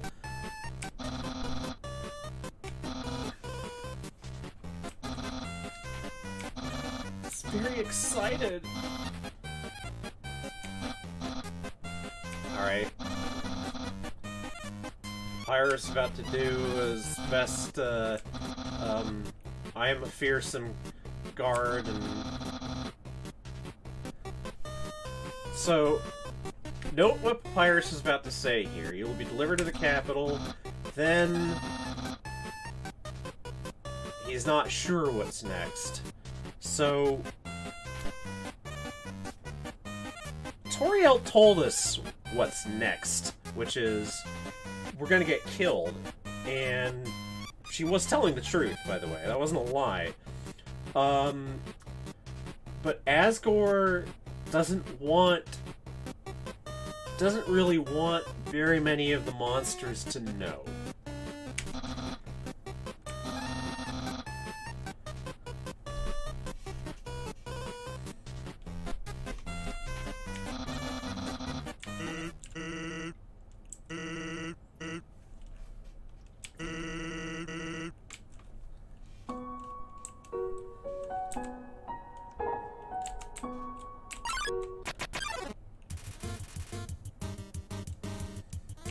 Alright, new monster.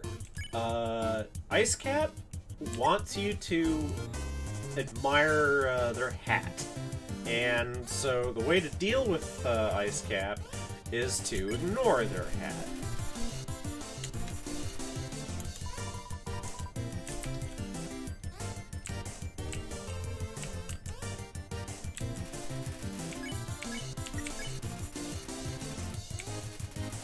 Aww.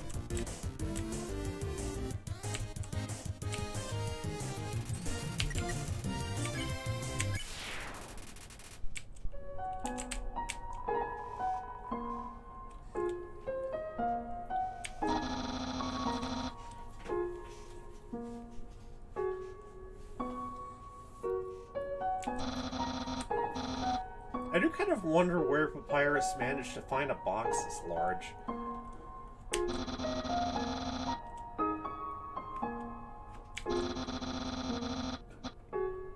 Oh, you'll get there, Papyrus.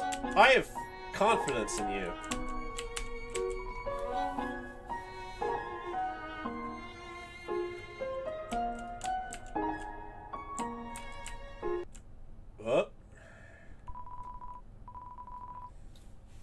Alright.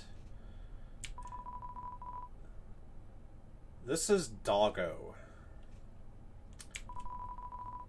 Doggo who can only see things that move.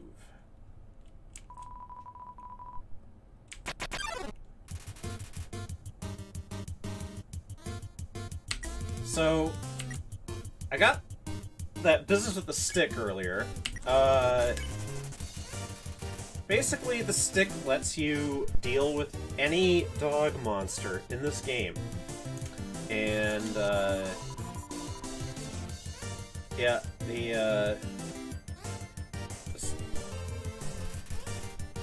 that sort of moving blue attack is going to become important because other monsters and things will have similar attacks, and, as long as you remain stationary, they don't actually hurt you. Sans himself will explain this soon. But, yeah, like, play with the stick, and you skip to the end of the fight, more or less. Now, Doggo was about to say something very interesting here. So, from his perspective, like, when you toss the stick, it appeared. And then when it stopped moving, it disappeared. And that's... So things that, to him, it was like an act of de novo creation. The stick appeared, and then it disappeared.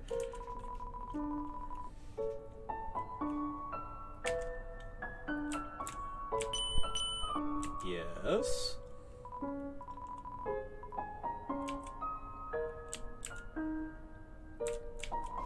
And yes, Doggo doesn't eat dog treats, he smokes them.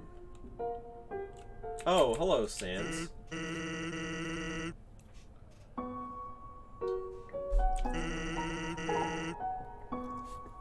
So, here is Sans to tell you about the blue attacks that I just told about.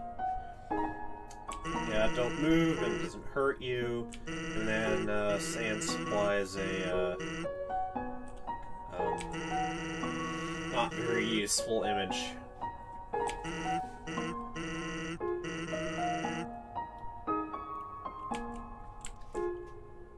I don't know, maybe stop signs are... Like, there probably are blue stop signs. It's just, I'm used to the American convention of stop signs being red.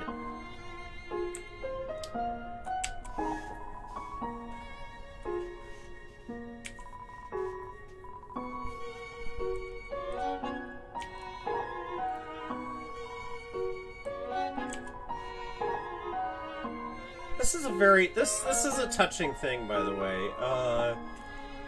If you take the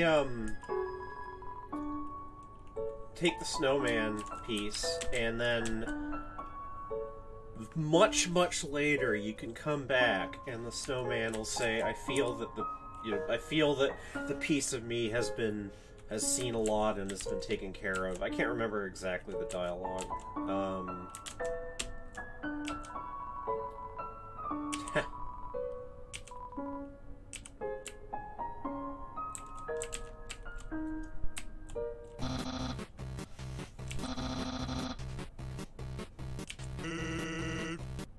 I think that's called sleeping.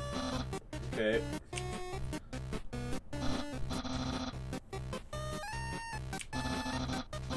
So, Papyrus is going to start is starting to present you with devious and confounding puzzles in order to try to slow you down. I mean, the dirty secret is that Papyrus just loves puzzles, and that even though it's supposed to be because he wants to capture a human, really he just likes puzzles.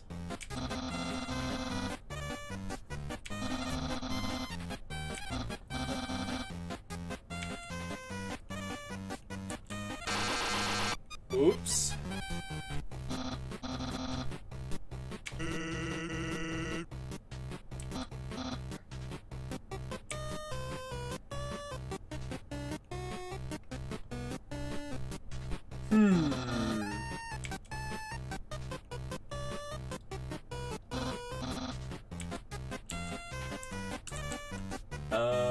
And yes, if you step too far outside the little track, you get buzzed, although it hardly makes any difference, really.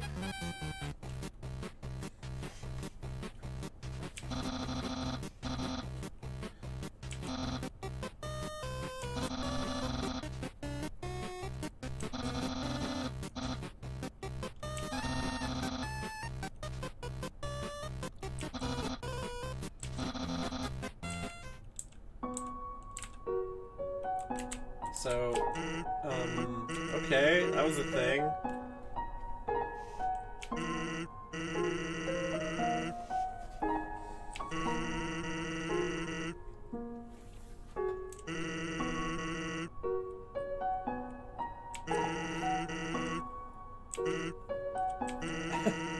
So, Sans genuinely likes his, like, this might seem like he's just being, you know, kind of sarcastic, but Sans really is devoted to Papyrus.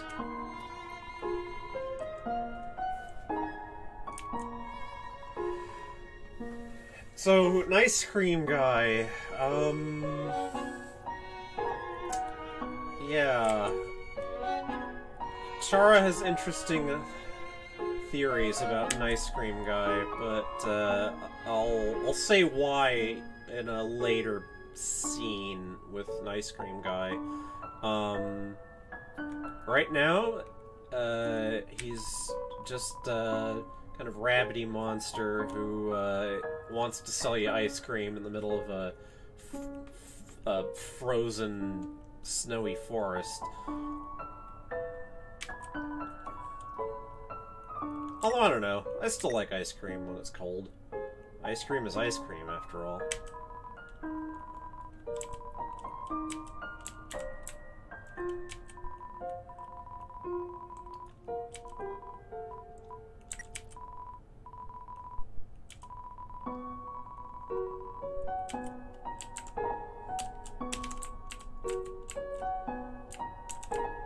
But yeah, an ice cream guy does turn up later. This is a little puzzle. I mean, so there's a few mechanisms in the game for just getting little bits of money. Like, you can use them for,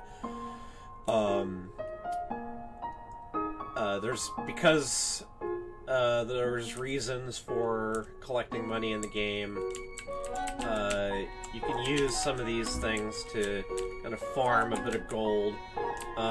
This isn't the easiest one. In fact, as you can tell, I'm not very good at it at all. Whoa! But this snowball you can knock into the hole.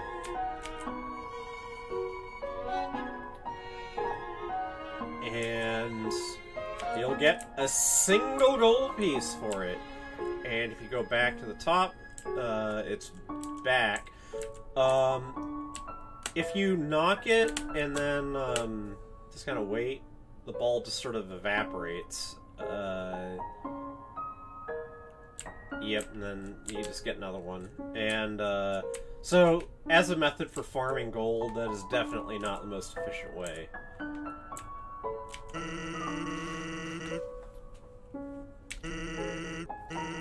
Fried snow. No. Ugh. Sands. Alright. Oh, the bell doesn't ring. Okay.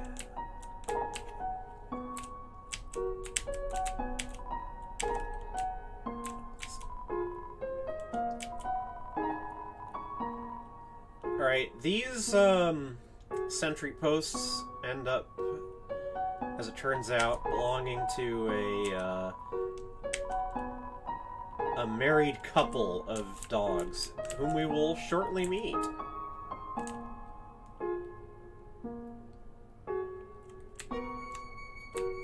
Okay.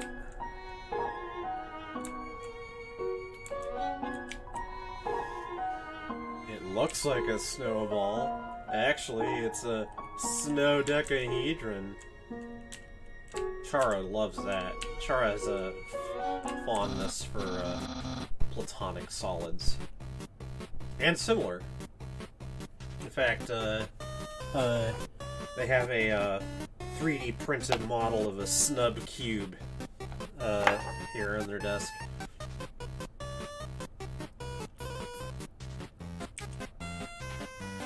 Yep, another puzzle, only this one is just a piece of paper.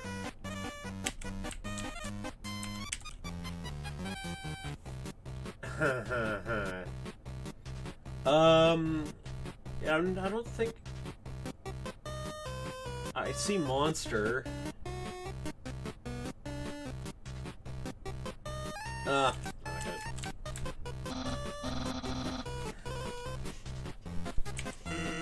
Nope.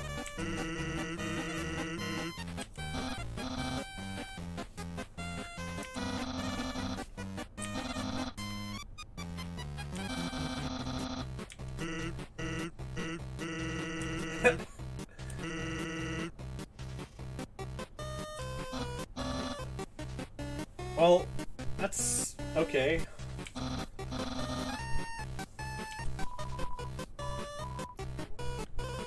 Now, I mean, obviously crosswords are harder, but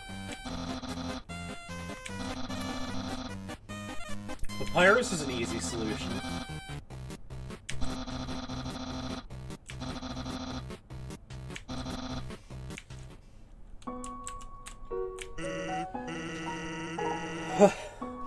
Papyrus finds difficulty in interesting places.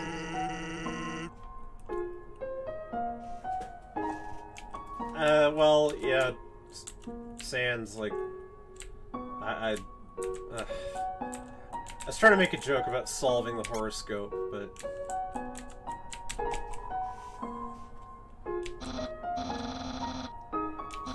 So, introducing another little plot element in the game.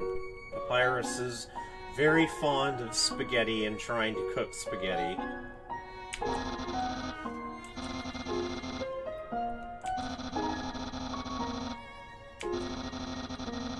Yes!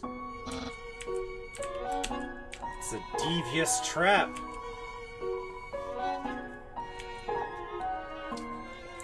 Oh, well, there's a microwave to heat the spaghetti, except...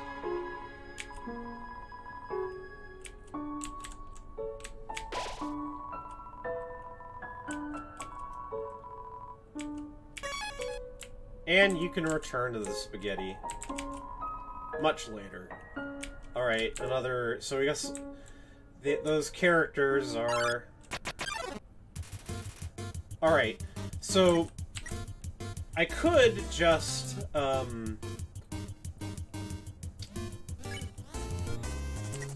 use the stick. But heading...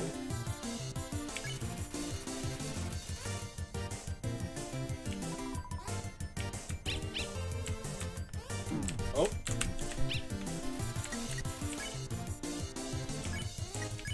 Heading gets interesting results.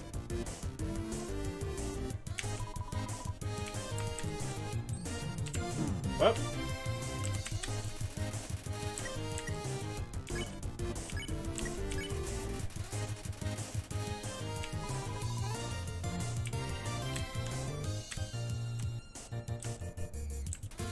So yes, notice the dogs, yep.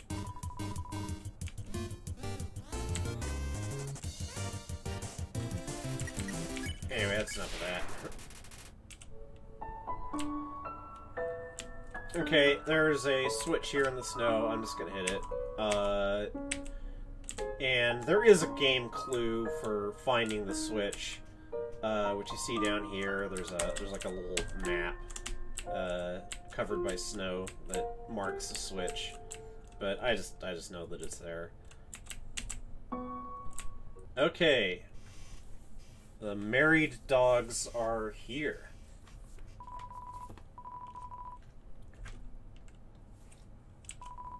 This is Dogamy and Doggeressa. And they come in a pair.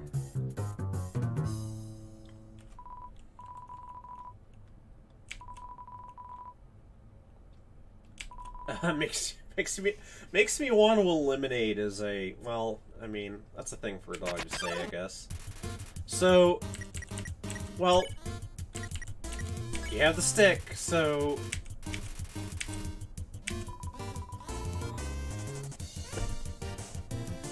Yeah, and the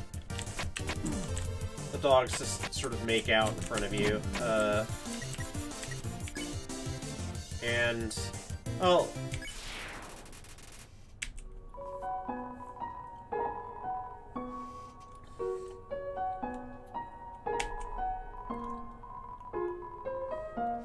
So, yeah, they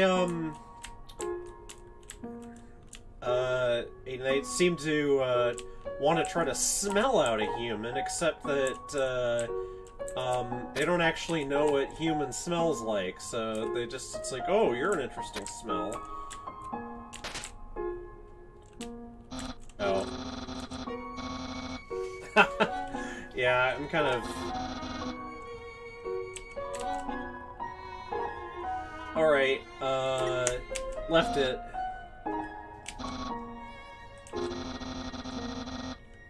Oh, but he just thinks that you just wanted to eat the spaghetti with him instead of eating it all alone.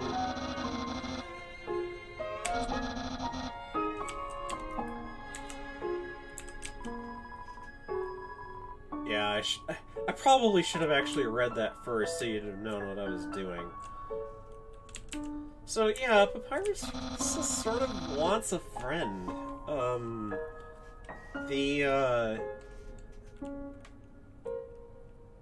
It's not entirely clear yet, but as you start picking up more and more dialogue from monsters in the game, you begin to realize that the monsters are they're not really that happy down here. They're they feel trapped. They miss being up above, and things are kind of stagnant for them. And so like Papyrus wants to catch a human, but also, you know, me being down here is like a it's a change of pace. It's new, it's exciting, and he doesn't actually really want it to end. All right.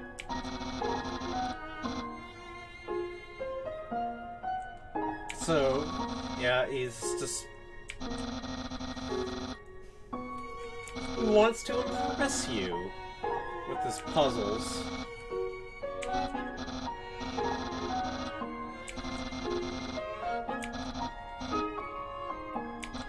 Are they not human?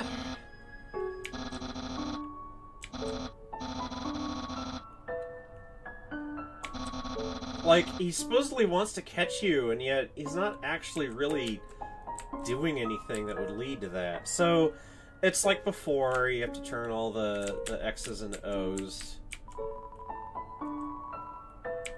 And you could do it by trying to interact with this thing, but as it turns out, there's an easier way, which is behind this tree. There's a switch. Or on the tree, apparently.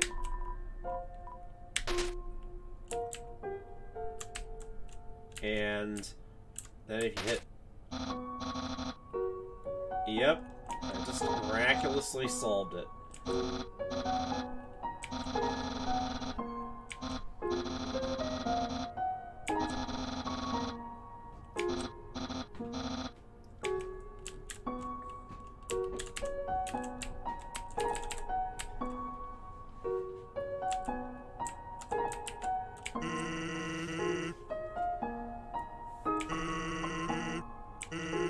Oh yeah, like...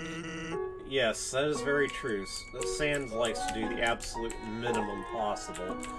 And we'll find out kind of what that's about. Alright. Something that actually looks sort of serious this time. The great Dr. Alphys, whom we will eventually meet.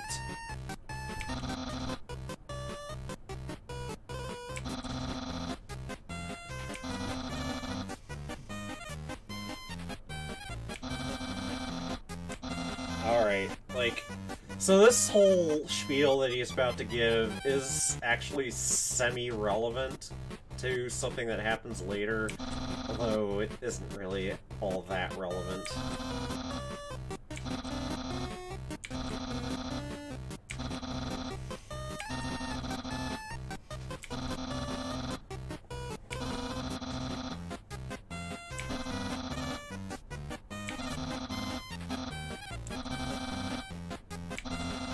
Piranhas will attack you.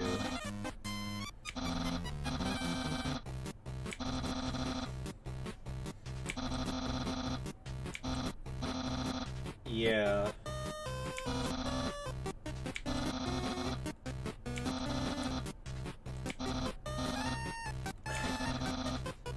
Yeah.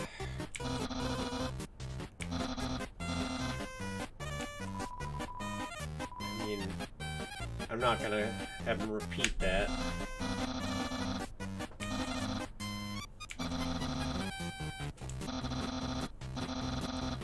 Yep. It's gonna be real impressive. Just get ready for it.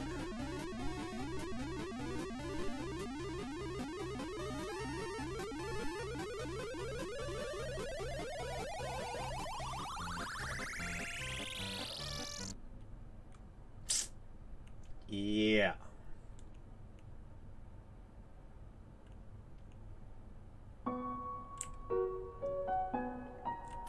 So the puzzle designed by the great Dr. Alphys ended up being no puzzle at all, and in fact, her machine is broken, and we will see this thing before. Well, we will see this thing we're seeing now, we will see later, and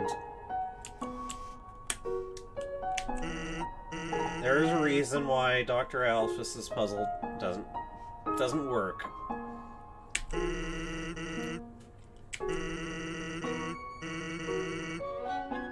There's also a reason that Papyrus's spaghetti doesn't work either.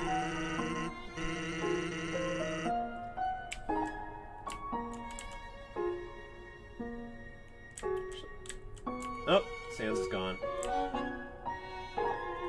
So yeah, by the way, all of these sort of snow sculptures of the dog's heads and stuff only happens if you pet Lesser Dog a lot in the which I did previously, which is why I did that.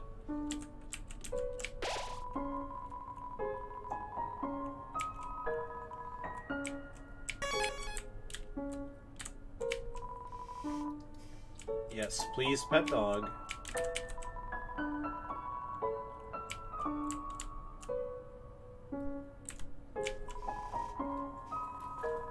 Yes, like, Lesser Dog was so excited from being pet that that he began trying to sculpt in the snow.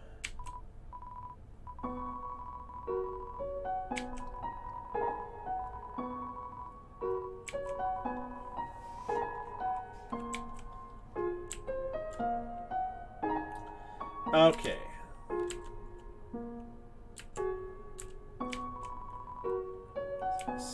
Papyrus. And a snow sands made with the least possible effort. Alright, another one of these. The easiest way is just to kind of spiral in from the outside, like this.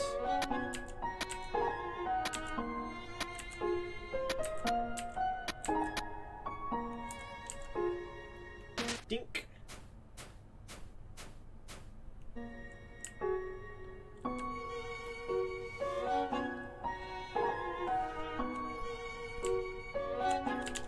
down here.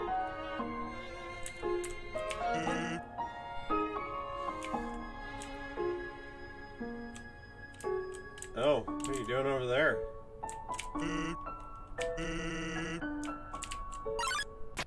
Whoop. Ah, so Gift Trot is a monster that I don't know if this has ever been confirmed, but Chara thinks that Toby Fox based Gift Trot on there's some kind of odd Welsh tradition around about Christmastide. I can't remember what it's called, but it's like a horse skull on a like mounted, and this is kind of looks like this a little bit. I mean, in any case, the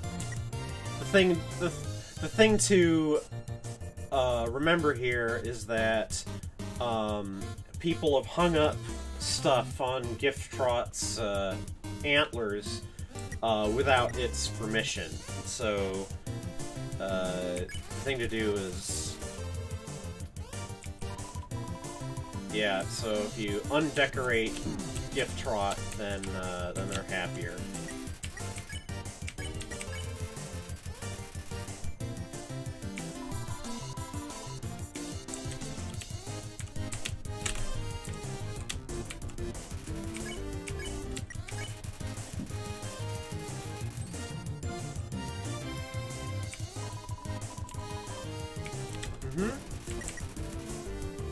Gift Trot is much happier now.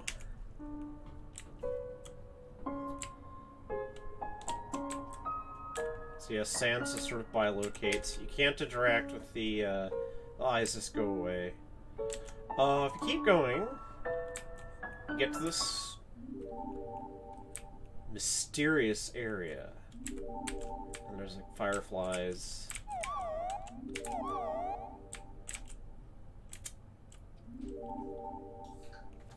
Alright, Freya, thanks for sticking with me. I'm probably gonna stop the stream pretty soon, anyway.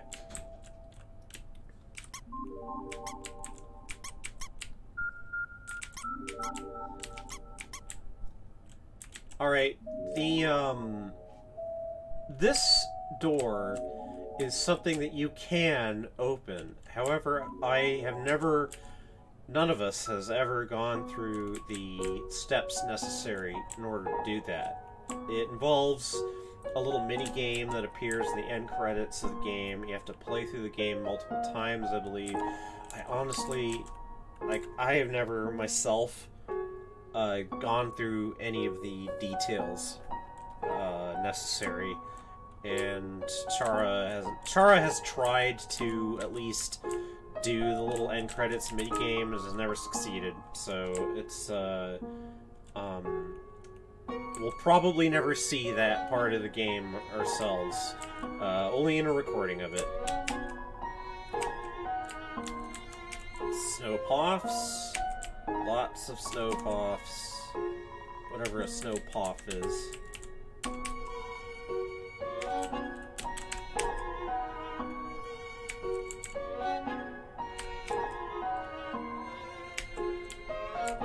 One, however, is different from the others.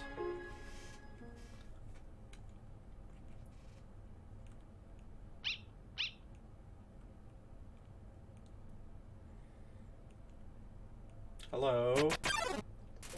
It's a greater dog. But...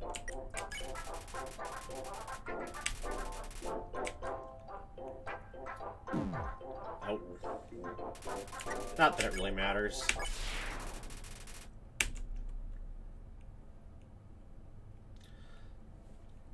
So yes, you may have noticed that all of the, all of these dogs that you're running into, they're all, this is the Royal Guard. You are meeting them, and the fact that they are all these dogs, kind of, it suggests that the Royal Guard, was never really a serious entity, and, monsters really do tend to be kind of peaceful, and trouble among monsters is infrequent. But as it turns out, the Royal Guard has been pressed into service to try to detect humans.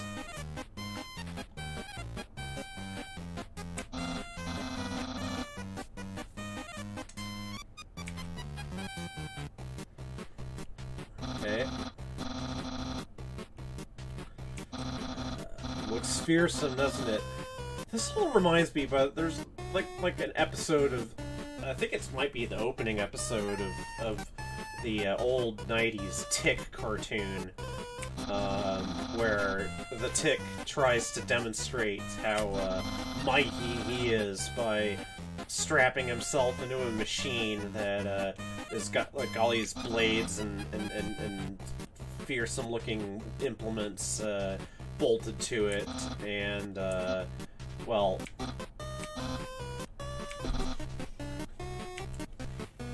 yeah, well, what are you waiting for, Papyrus?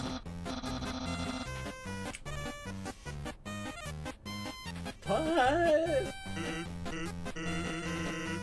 Papyrus doesn't actually want to hurt you. Although, of course, he comes up with a reason.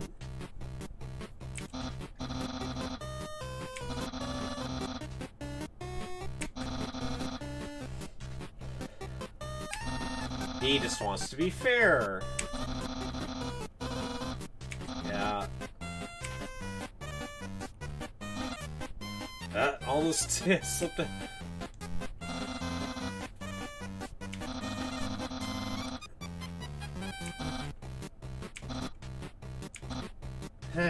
Yeah. So, by the way, what I was talking about earlier about how the underground is actually quite large. I mean, here's... Look at that parallax. I don't know what the population of the underground is. Chara thinks that it's in the neighborhood of maybe, tens of thousands of monsters, but I mean, I'm not sure what they're basing that on, to be perfectly honest.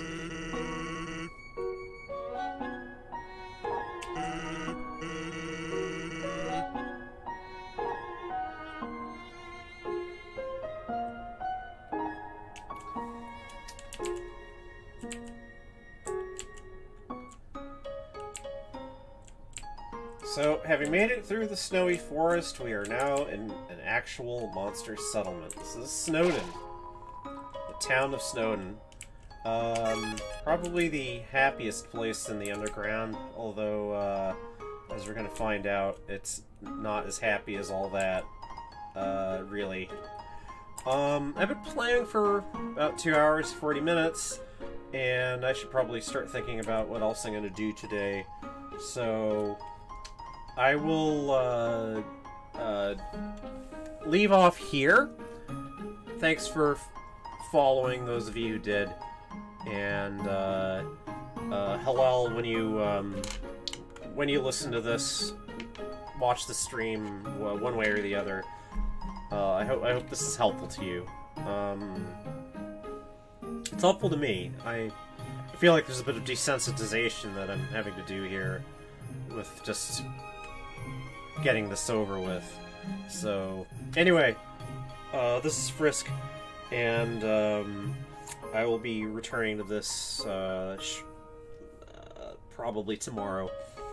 Anyway, thank you very much.